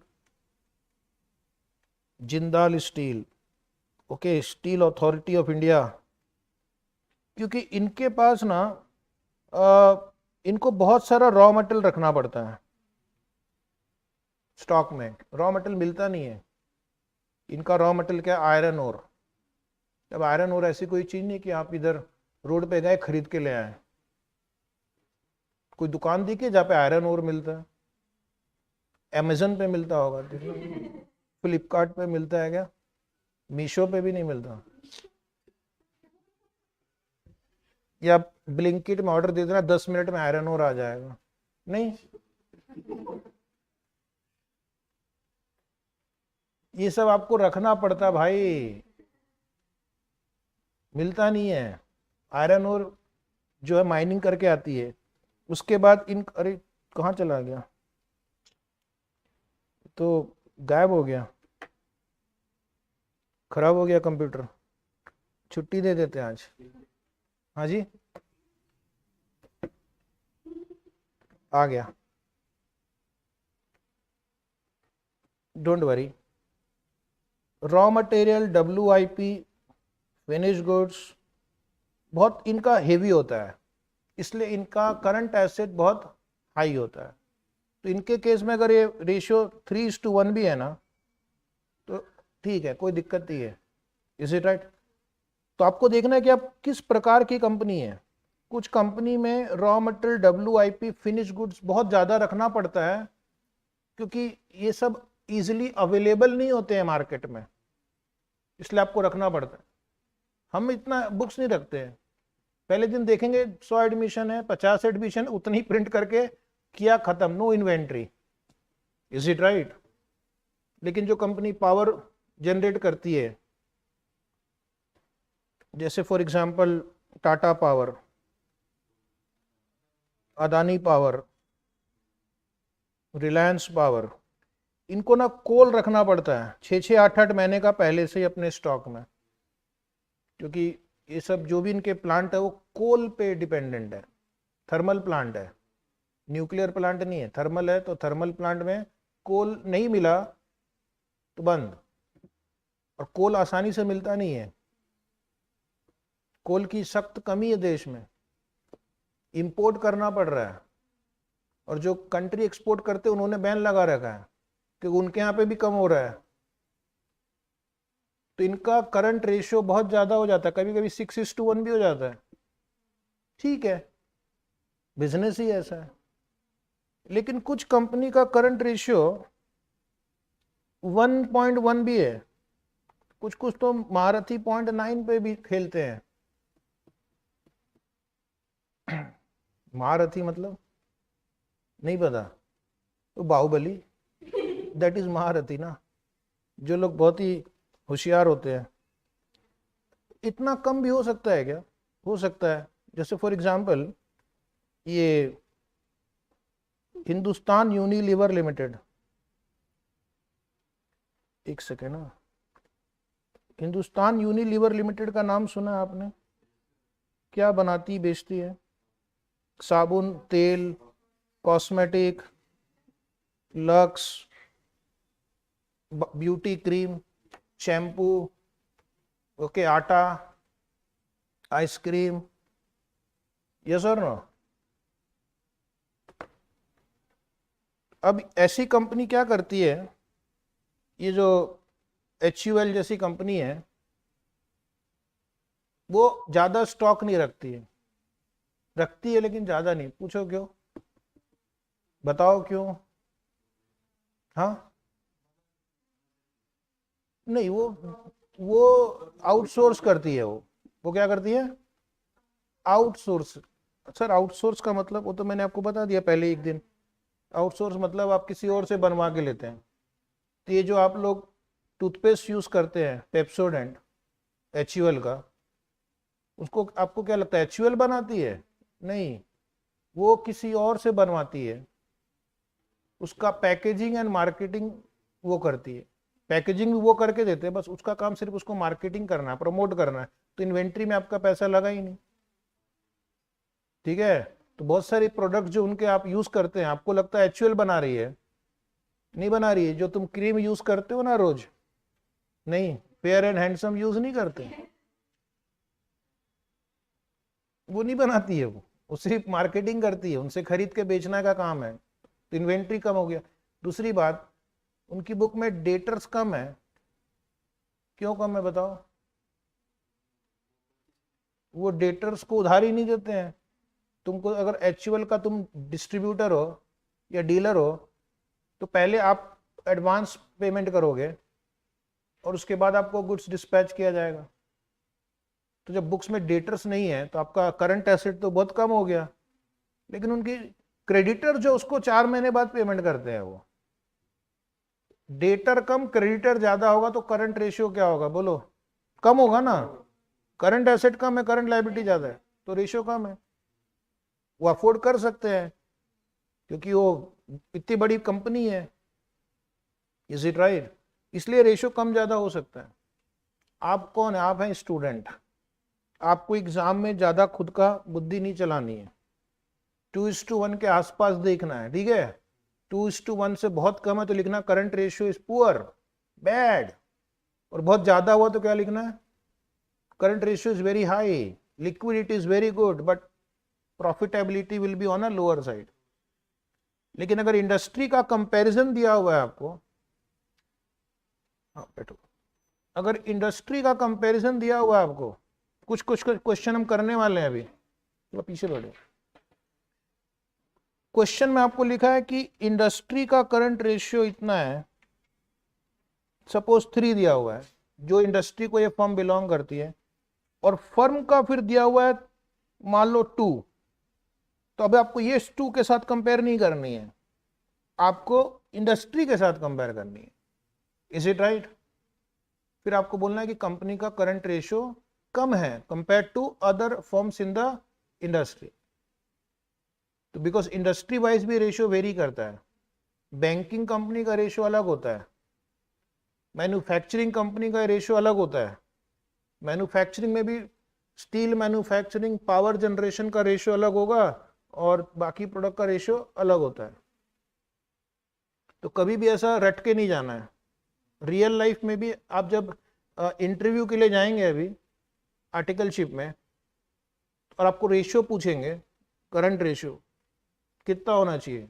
2:1। क्या हमेशा 2:1 होना चाहिए? नहीं, फिर वो वेरी कर सकता है वो। फिर वो वेरी कर सकता है, ठीक है। तो ये सब चीज जो है ना आपको समझना पड़ेगा, आपके अंदर वो चीज, अंदर से वो चीज सीखनी पड़ेगी कि 2:1 कोई हार्ड एंड फास्ट नहीं है, 2:1 कोई ब्रह्मा का रूल नहीं है, शिवलिंग का रूल नहीं है, ठीक है। सॉरी, बिजनेस के एंगल से देखना है। करंट रेशियो का छोटा भाई कौन? Quick ratio.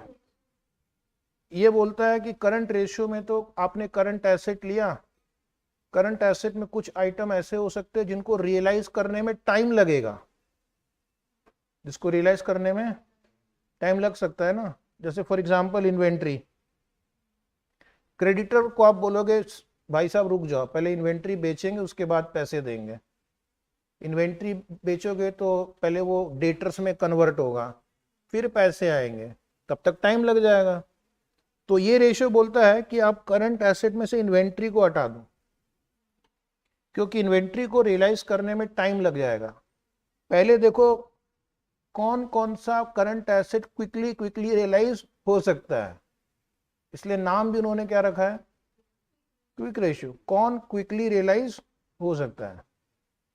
और इसका एक और नाम है एसिड टेस्ट रेशियो, इसका एक और नाम है, लिखो लिक्विड रेशियो। ये आपकी बुक में लिखा नहीं है, इंस्टीट्यूट ने लिखना चाहिए था।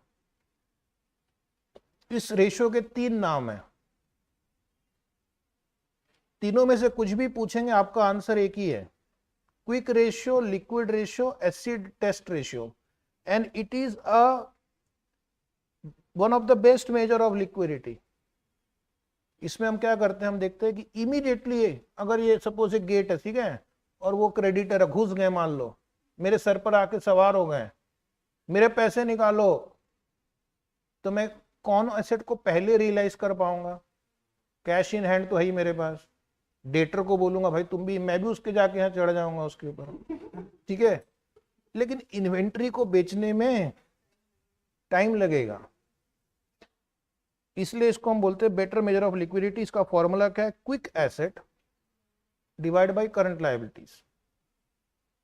तो इंस्टीट्यूट ने अभी आपके करंट सिलेबस में क्विक रेशियो का फॉर्मूला चेंज किया। ओल्ड कोर्स में इसका formula quick asset upon quick liability था, अब उन्होंने क्विक रेशियो का फॉर्मूला कर दिया quick asset upon current liability. यानी करंट रेशियो में और क्विक रेशियो में डिनोमिनेटर सेम रहेगा, करंट लायबिलिटी, न्यूमरेटर चेंज होगा, वहां पे हमने करंट एसेट लिखा था, यहाँ पे क्विक एसेट।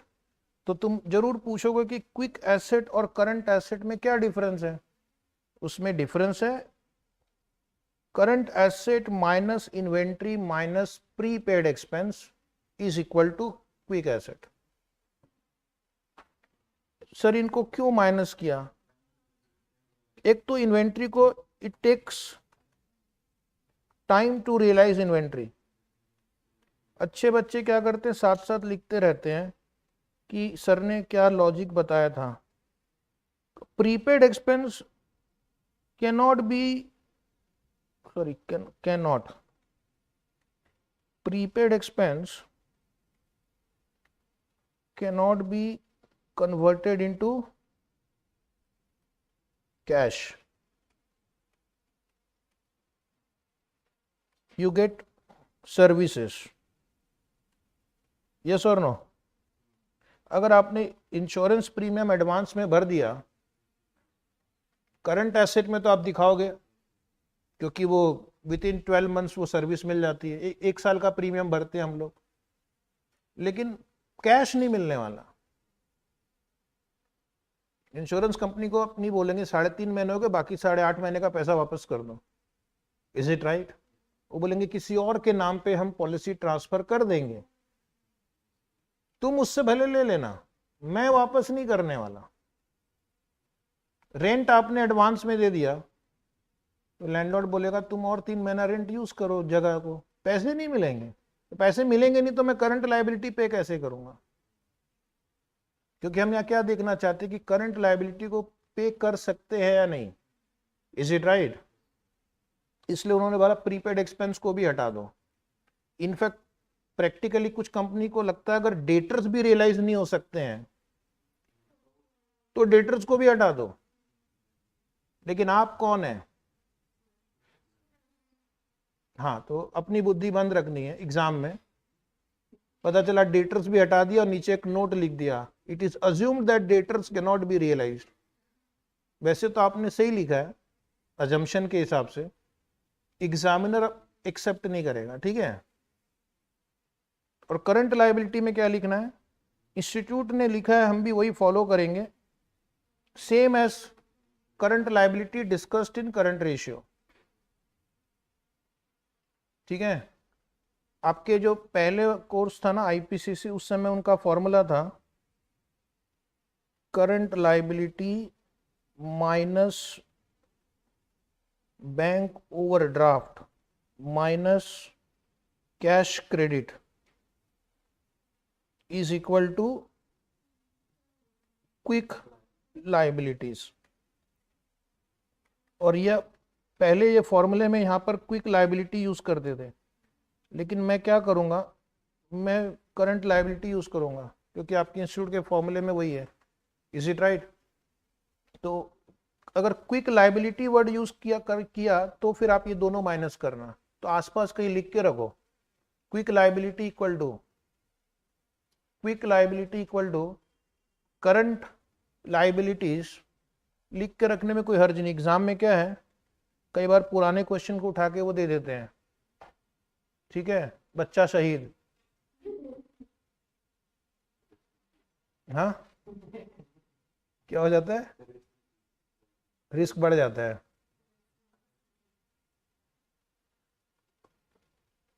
तो अगर मान लो गलती से एग्जाम में आ ही गया कि कैलकुलेट क्विक लायबिलिटीज, तो आप ये नहीं लिख सकते कि सिलेबस के बाहर है, लिख देना this question is out of syllabus, should भी लिखेगी, बाकी तो आप खुद ही समझदार हैं।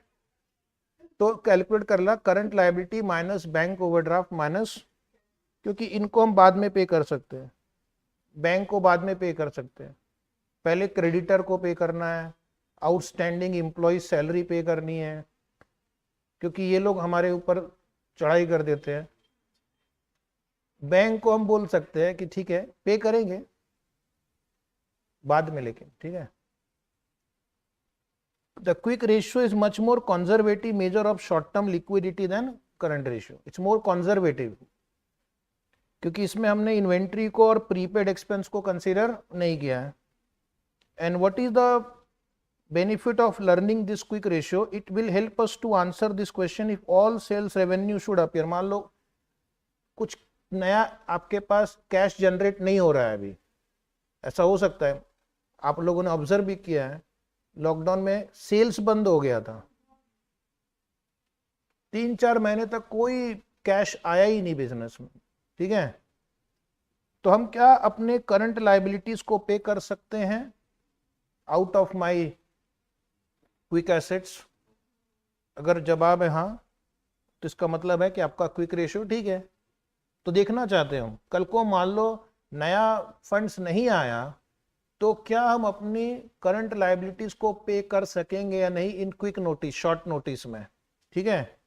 तो ये रेशियो यूजुअली कितना होना चाहिए, अराउंड 1:1, कहीं लिखा रहेगा, देखते हैं हम। तो quick asset means which can be very easily quickly converted into cash और नियर कैश एसेट, कैश या नियर कैश एसेट यानी कैश इक्विवेलेंट। इन्वेंट्रीज को क्यों माइनस किया उन्होंने यहाँ पे लिख दिया है। अगर कोई पूछे कि इन्वेंट्री को क्यों माइनस करते हैं, because these are not near cash asset, इसको इजीली कैश में कन्वर्ट नहीं कर सकते हैं।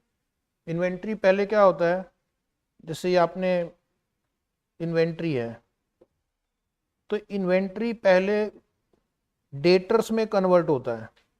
अगर आपके बिजनेस में हम क्रेडिट देते हैं, फिर डेटर्स से कैश में कन्वर्ट होता है, तो थोड़ा टाइम लग जाता है, राइट। तो इसलिए उन्होंने इन जनरल इन्वेंट्री को हम कंसीडर नहीं करते हैं, बिकॉज उसको सेल करने में टाइम लग सकता है।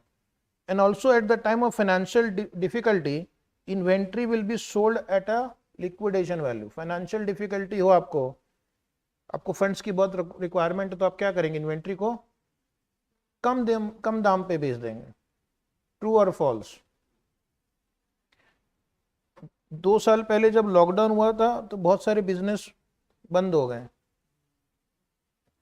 क्योंकि उन्होंने जगह रेंट पे ले रखी थी। लैंडलॉर्ड तो बोलेगा या तो आप मुझे रेंट दो या जगह खाली करो, मैं क्यों लॉस बेयर करूं। ठीक है, तो उसने क्या किया, जगह खाली करवा दी। लेकिन आप खाली जगह करोगे कब, आपका तो पूरा दुकान में स्टॉक रखा हुआ है। तो कुछ लोगों ने जगह खाली करने के चक्कर में स्टॉक को सस्ते में बेच बाच के खत्म किया 2-3 दिन में, क्योंकि उसको 2-3 दिन का नोटिस मिला था, न तो हम आपको फेंक देंगे सारा चीज। तो ये भी हो सकता है। इसलिए लिक्विडिटी रेशियो में इन्वेंट्री को हम कंसिडर नहीं करते हैं। ज्यादा भरोसेमंद नहीं है इन्वेंट्री शॉर्ट ड्यूरेशन में, कि आप इसके ऊपर भरोसा करके आप कैश रेस कर सको। ठीक है, but in a sellers market, seller market यानी सेलर मार्केट, सेलर के पास पावर है। दुनिया में 2 टाइप के मार्केट होते हैं, बायर्स मार्केट और, यानी सेलर के पास मोनोपोली है उस प्रोडक्ट की। यस और नो। तो उस केस में आप इन्वेंट्री को कंसीडर कर भी सकते हैं, उस केस में आप इन्वेंट्री को कंसीडर कर भी सकते हैं। या आपके प्रोडक्ट जो ऐसा है जो आप ही सिर्फ बनाकर बेचते हो, आपको पता है कि बिकने वाला ही है, कोई ऑप्शन नहीं है, तो उस केस में उसको भी हम कंसीडर कर सकते हैं। अब इसका इंटरप्रिटेशन देखना है। Usually 1:1 is considered as satisfactory. तो स्टूडेंट के लिए ठीक है ये 1:1, लेकिन क्या ये बिजनेस टू बिजनेस वेरी भी कर सकता है। प्लस प्रैक्टिकली हमको ये भी देखना है कि क्या डेटर्स हम कम नोटिस में रियलाइज कर सकते हैं। अगर हाँ तो ठीक है, लेकिन डेटर्स में भी अगर टाइम लगेगा तो उसको भी कंसिडर नहीं करेंगे क्विक एसेट में। रिवर्स भी हो सकता है, इन्वेंट्री हो सकता है आपका क्विक नोटिस में रियलाइज हो जाए। प्रैक्टिकली आपकी इन्वेंट्री ऐसी है कि वो क्विक नोटिस पे रियलाइज हो सकती है। जैसे मान लो आप मिल्क बेचते हैं, ठीक है, बैलेंस शीट में मिल्क का स्टॉक दिख रहा है, तो मिल्क को क्या आप 1 साल बाद बेचोगे? कल ही बेचोगे ना, सुबह में 1 तारीख को, तो 31 मार्च की बैलेंस शीट में मिल्क दिखेगा, लेकिन 1 अप्रैल 2 अप्रैल तक वो बिक जाता है वो, तो आप उसको कंसिडर कर सकते हो क्विक एसेट्स में। इज इट वो, लेकिन वो प्रैक्टिकल ये सब चीजें हमें एनालाइज करनी पड़ती। जब आप कंपनी को एनालाइज करेंगे डिटेल में, तो एक एक आइटम को आप देखते कि ये रियलाइजेबल है या नहीं है तो क्विक एसेट में ले लो, नहीं है तो छोड़ दो। उसी तरह ये भी देखना क्रेडिटर को कब पे करना। कुछ क्रेडिटर को अगर बहुत बाद में पे करना है तो उसको भी आप हटा सकते हो। लेकिन आप कौन है, आप है स्टूडेंट। हाँ, योर क्वेरी। सारे पेरिशेबल गुड्स क्विक एसेट आने चाहिए अगर आप रियलाइज कर सकते हो तो। लेकिन स्टूडेंट को क्या करना है, जब तक इंस्टीट्यूट ना बोले इन्वेंट्री माइनस करना है। ठीक है, बात खत्म। क्योंकि क्या है, एग्जाम भी पास करना हमारा ऑब्जेक्टिव है, और प्रैक्टिकल दुनिया में क्या होता है वो भी जानना जरूरी है। अब एक आ गया point number C, cash ratio और एब्सोल्यूट लिक्विडिटी रेशियो। ये क्विक रेशियो से भी ज्यादा स्ट्रिंजेंट है। क्विक रेशियो में तो हमने कम से कम डेटर्स को तो लिया था, ये बोलता है डेटर्स को भी रियलाइज करने में टाइम लगेगा, उसको भी हटाओ। सिर्फ जो कैश है आपके पास, कोई आया बिल दिया, कैश दिया, अगर हमने उसको निपटाया, डेटर्स का भी वेट नहीं करेंगे अभी। ठीक है, जिसको हम बोलते हैं कैश रेशियो और absolute liquidity ratio. This ratio measure the absolute liquidity of the business. तो इसमें हम सिर्फ कैश इन हैंड या जो कैश जैसा ही है बिल्कुल, जैसे बैंक एफडी हो गया, बैंक बैलेंस हो गया, उसको कंसिडर करेंगे अब। ठीक है, अब जिसको रियलाइज होने में थोड़ा भी टाइम लगेगा उसको नहीं करना है। तो सबसे ऊपर है करंट रेशियो, फिर आया क्विक रेशियो, और उसके नीचे आया ये कैश रेशियो या absolute liquidity ratio. This ratio considers only the absolute liquidity available with the firm, यानी cash in hand, cash at bank, तुरंत पे कर सकें। ठीक है, this ratio is calculated as, तो यहां पर आपको क्या लेना है, cash and bank balance and marketable security. Marketable मतलब इजिली कन्वर्टिबल इनटू कैश, जिसका एक मार्केट है। Is it right? Easily and quickly convertible into cash, that is called marketable. It is as good as cash. Is it right? जैसे bank में FD है, आपको चाहिए तो आप अभी कैश निकाल सकते हो, आजकल मोबाइल से ही आप एफडी को रिवर्स कर सकते हो, या आपने कोई म्यूचुअल फंड में डाल रखा है तो वो भी 1-2 दिन में इमीडिएटली कन्वर्ट हो जाता है, तो उसको कंसिडर करेंगे, ठीक है। डिवाइड बाय करंट लाइबिलिटीज, तो यहाँ पर हमने क्या किया, डेटर्स को भी हटा दिया। अब इसमें डेटर्स भी नहीं है, इन्वेंट्री भी नहीं है, प्रीपेड एक्सपेंस भी नहीं है, बिल्स रिसीवेबल भी नहीं रहेगा, सिर्फ cash in hand, cash at bank and marketable securities divide by current liabilities, और उन्होंने नीचे लिखा cash and bank balance plus current investment divide by current liability. Waste of time, ये दोनों सेम ही है। Interpretation, this ratio only test short term liquidity in terms of cash and marketable securities और current investment. तो सबसे ऊपर कौन है, करंट एसेट, इसके नीचे है sorry quick current ratio, quick ratio, फिर cash ratio in terms of liquidity. ये सबसे ज्यादा लिक्विड है, उसके बाद क्विक रेशियो है, और ये सबसे रिलेटिवली कम लिक्विड है तीनों में। Is it right? तो डिपेंडिंग अपॉन आप किस प्रकार के लेंडर हो, क्रेडिटर हो, अकॉर्डिंगली आप वो रेशियो अपने हिसाब से कैलकुलेट करेंगे, और सामने वाली फर्म को लोन देना है, उधार देना है, ये चेक करते हैं, ठीक है। इससे ये भी पता चलता है कि कंपनी शॉर्ट टर्म में अपने लायबिलिटीज पे कर पाएगी या नहीं। अब एक और है बेसिक डिफेंस इंटरवल और इंटरवल मेजर, इसका नाम है इंटरवल मेजर, ठीक है। पहले एक स्टोरी सुनो, उसके बाद फॉर्मूला। क्या नाम है आपका? शिवानंद। शिवानंद के पास 700 रुपए है, ये उन्होंने खुद ही बताया था आज, मैंने कुछ नहीं बोला। पर डे शिवानंद का खर्चा 100 रुपए है, एग्जाम्पल, ये आपने नहीं बताया, ये मैंने अज्यूम किया है। तो मान लो शिवानंद, तुम्हारे पास अब कहीं और से कोई पैसा आने का कोई स्कोप नहीं है, ठीक है, तुमको एक आइलैंड में छोड़ दिया हमने, अब तुम्हारे पास पैसे कहीं से भी नहीं आएंगे, 100 रुपए तुम्हारा रोज का खर्चा है, कितने दिन तक तुम्हारा काम चल जाएगा? 7 दिन चल जाएगा। शिवानंद को हटाओ। सपोज ये आईटीसी लिमिटेड कंपनी है, उनके पास cash in hand, cash at bank and marketable security 700 crore है। उनका डेली का ऑपरेटिंग एक्सपेंस 100 करोड़ है, डेली ऑपरेटिंग एक्सपेंस 100 करोड़ है। तो एक कंपनी कितने दिनों तक अपने ऑपरेटिंग एक्सपेंसेस को मीट कर पाएगी? यहां पर भी आंसर वही है, शिवानंद एंड आईटीसी लिमिटेड दोनों का कैलकुलेशन एक ही है। Is it right? कि आपका जो कैश है, cash in hand, cash at bank, liquid जो एब्सोल्यूट लिक्विड एसेट जो है, कितने दिन तक आपको सपोर्ट कर पाएगा? Is it right?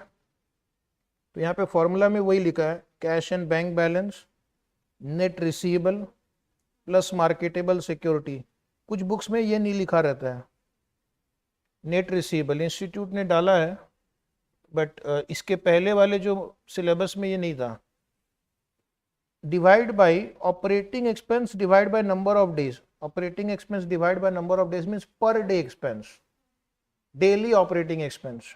यहां पर लिखो और daily operating expense, daily operating expense. तो आपको अपना ऑपरेटिंग एक्सपेंस निकालना है उसको। अगर क्वेश्चन में 360 डेज दिया है तो 360 डेज से डिवाइड करना, नहीं तो 365 डेज से डिवाइड करना, जो आपको लगे, जिसमें डेटा इजीली कैलकुलेट कर सकते हो, ठीक है। तो ये आपका हो गया बेसिक इंटरवल, और इसमें उन्होंने रिवर्स वर्किंग की है, करंट एसेट में से प्रीपेड एक्सपेंस और इन्वेंट्री को हटा दिया, रिवर्स, यानी इन दोनों में कोई डिफरेंस नहीं है। Is it right? अगर मैं लिखूं inventory, receivable, prepaid expense, cash, bank, marketable security, तो आप क्या करेंगे? आप कैश इन हैंड लेंगे, मार्केटेबल सिक्योरिटी लेंगे और रिसीवेबल लेंगे। तो ये हो गया हमारा पहला फॉर्मूला। दूसरे में क्या करेंगे? आप टोटल ले लेंगे, ये टोटल, और उसमें से इन्वेंट्री माइनस कर दिया और प्रीपेड एक्सपेंस माइनस कर दिया। बात तो वही है ना? तो according to data do the calculation. इस चैप्टर में ध्यान रखना, क्वेश्चन में डेटा अलग अलग फॉर्म में आएंगे, तो अकॉर्डिंगली आपको फॉर्मूला चेंज कर देना अपने से ही, ठीक है? डेली ऑपरेटिंग एक्सपेंस कैसे निकालेंगे? तो डेली ऑपरेटिंग एक्सपेंस में आपको P&L अकाउंट दिया जाएगा, P&L अकाउंट से कॉस्ट ऑफ गुड्स सोल्ड ले लेना, उसके बाद जो भी एक्सपेंसेस दिए रहेंगे, सेलिंग एंड डिस्ट्रीब्यूशन एक्सपेंस, उसका भी ले लेना, एंड उसमें से depreciation and other non cash expenditure minus कर देना। क्यों माइनस कर देना? बिकॉज ये नॉन कैश आइटम है, तभी माइनस करना जब ऊपर इंक्लूडेड हो। यानी इन दोनों फिगर में अगर डेप्रीशिएशन इंक्लूडेड हो तो ही माइनस करोगे ना, है ही नहीं तो माइनस भी मत करना। किसी चीज को घटाएंगे कब? जब उसमें होगा तब ना। हाँ, divide by number of days. अब इस रेशियो का इंटरप्रिटेशन क्या है? इस रेशियो से पता चलता है कि आपके पास कितने दिनों की लिक्विडिटी है, कितने दिनों की लिक्विडिटी है। कल को नया फंड्स नहीं आए तो कितने दिन तक आप अपने ऑपरेटिंग एक्सपेंस को मीट कर पाएंगे। शिवानंद के पास 700 रुपए, डेली खर्चा 100 है, 7 दिन तक ये टिक पाएगा दुनिया में। एग्जाम्पल, लेकिन 7 दिन के बाद फिर नया पैसा आ ही जाता है ना आपके पास। हाँ, तो उसी तरह कंपनीज का कभी अगर मान लो फंड्स इनफ्लो ब्लॉक हो गया तो कितने दिन तक अपने ऑपरेटिंग एक्सपेंस को मीट कर पाएगी, बहुत जरूरी है जानना। अब एक और बात बताओ कि अगर ये रेशियो बहुत हाई है तो अच्छा है या बहुत लो है तो अच्छा है? बहुत हाई है तो भी अच्छा नहीं है, बहुत लो है तब भी अच्छा नहीं है। अब शिवानंद 2 लाख रुपए लेके घूम रहा है, रोज का खर्चा 100 रुपए है, अगले 2000 दिन तक कोई टेंशन ही नहीं है। 2000 दिन यानी लगभग 5-6 साल हो गए, लेकिन 2 लाख का अपॉर्चुनिटी कॉस्ट है। या फिर आप 100 रुपए लेके घूम रहे हो रोज, जैसे ये व्यक्ति 200 रुपए लेके घूमता है। 2 दिनों में अगर नया फंड नहीं आया तो दिक्कत हो जाएगी, काम रुक जाएगा, ऑपरेटिंग कॉस्ट मीट नहीं कर पाओगे। तो आपको एग्जाम में हमेशा देखना है कि बहुत ज्यादा है बहुत कम ना हो। अब एक चौथा जो आइटम है net working capital. Net working capital ये रेशियो नहीं है, ये एक फॉर्मूला है, current asset minus current liabilities, current asset minus current liabilities. तो बस इतना ध्यान रखना आपको, current asset minus current liabilities excluding short term bank boring. वैसे नॉर्मली एग्जाम में ये आता नहीं है, बट फिर भी इंस्टीट्यूट ने दे रखा है। सो दिस रेशियो मेजर्स कि आपके पास कितना एक्सेस अमाउंट है over and above current liability. Is it right? Current liability के मुकाबले करंट एसेट कितना ज्यादा है? हाँ, क्वेरी पूछो। इसके बाद 707 दिन ठीक है। हाँ,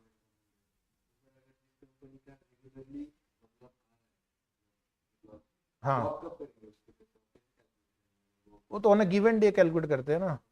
ऑन अ गिवन डे आपका कितना है, आज ये अमाउंट कितना दिन तक टिकेगा। तो आपके पास तो डेटा यूजुअली कोई पर्टिकुलर डे के दिन आता है, जैसे बैलेंस शीट के दिन आता है, क्वार्टरली आता है। तो एक ऑन एन एवरेज हमें अंदाज लगता है, जो भी हम रेशियो निकाल रहे हैं ना, ऑन एन एवरेज पता चलता है ना। इससे डेली का कोई थोड़ी रेशियो निकाल पाएगा प्रैक्टिकली। आपको तो एक बैलेंस शीट दिया जाता है, क्वार्टरली, हाफ ईयरली, ईयरली, तो उसके बेसिस पे हम ऑन एन एवरेज पोजीशन निकालते हैं। बैलेंस शीट के दिन हो सकता है आपका डेट बहुत ज्यादा हो गया, आपने एक दो दिन पहले ही लोन लिया था, तो वही वो सब दिक्कत भी हो, हम बाद में पढ़ेंगे what are the difficulties in ratio analysis, वो आपका लास्ट पैराग्राफ है कि कई बार रेशियो एनालिसिस में कुछ कुछ चैलेंजेस भी हैं। हम जो भी कैलकुलेशन कर रहे हैं वो on an average in general analysis होता है। तो current asset minus current liabilities net working capital, is it right? इसका मतलब कितना मेरे पास एक्सेस है, और ये डिफरेंस बताता है। सपोज आपका करंट एसेट 1,00,000 है, करंट लायबिलिटी 50,000 है, तो 1,00,000 में से 50,000 तो लायबिलिटी, करंट लायबिलिटी से फाइनेंसिंग हो गई, ठीक है। मेरे पास ये 1,00,000 रुपए के बुक्स सपोज यहाँ पर है, ठीक है। इमेजिन करो कि यहाँ पे 1,00,000 रुपए के नोटबुक बुक है यहाँ पे, उसमें से 50,000 रुपीज का मैंने उधार में खरीदा है, तो ये करंट लायबिलिटी हो गया। लेकिन बाकी 50,000 मुझे या तो अपने फंड से या कहीं से और से लेकर फाइनेंस करना पड़ेगा, करेक्ट। इसलिए इसको बोलते हैं नेट वर्किंग कैपिटल। तो नेट वर्किंग कैपिटल 50,000 है, ये अमाउंट आपको रेज करना पड़ेगा to finance your current asset. 1,00,000 में से 50,000 तो क्रेडिटर ने या अदर करंट लायबिलिटीज ने आपको फंडिंग कर दी, लेकिन बाकी अमाउंट आपको फंड्स रेज करना पड़ता है, उसको बोलते हैं net working capital. Bankers look at net working capital, कौन इसमें इंटरेस्टेड है? बैंकर्स, लेंडर्स, क्वेश्चन आपको एग्जाम में आता रहेगा, कौन इंटरेस्टेड है इन सब रेशियो में? Bankers, lenders, to check company अपना फाइनेंशियल क्राइसिस अगर कभी आया तो मीट कर पाएगी या नहीं, शॉर्ट टर्म लायबिलिटीज पे कर पाएगी या नहीं, ठीक है। Loans are often tied to minimum working capital requirement also. हमारा जो एक चैप्टर नंबर 10 है वहां पर वर्किंग कैपिटल है, उसमें हम सीखेंगे आपका जो बैंक है ना वो आपके वर्किंग कैपिटल का कुछ पोर्शन लोन देते हैं।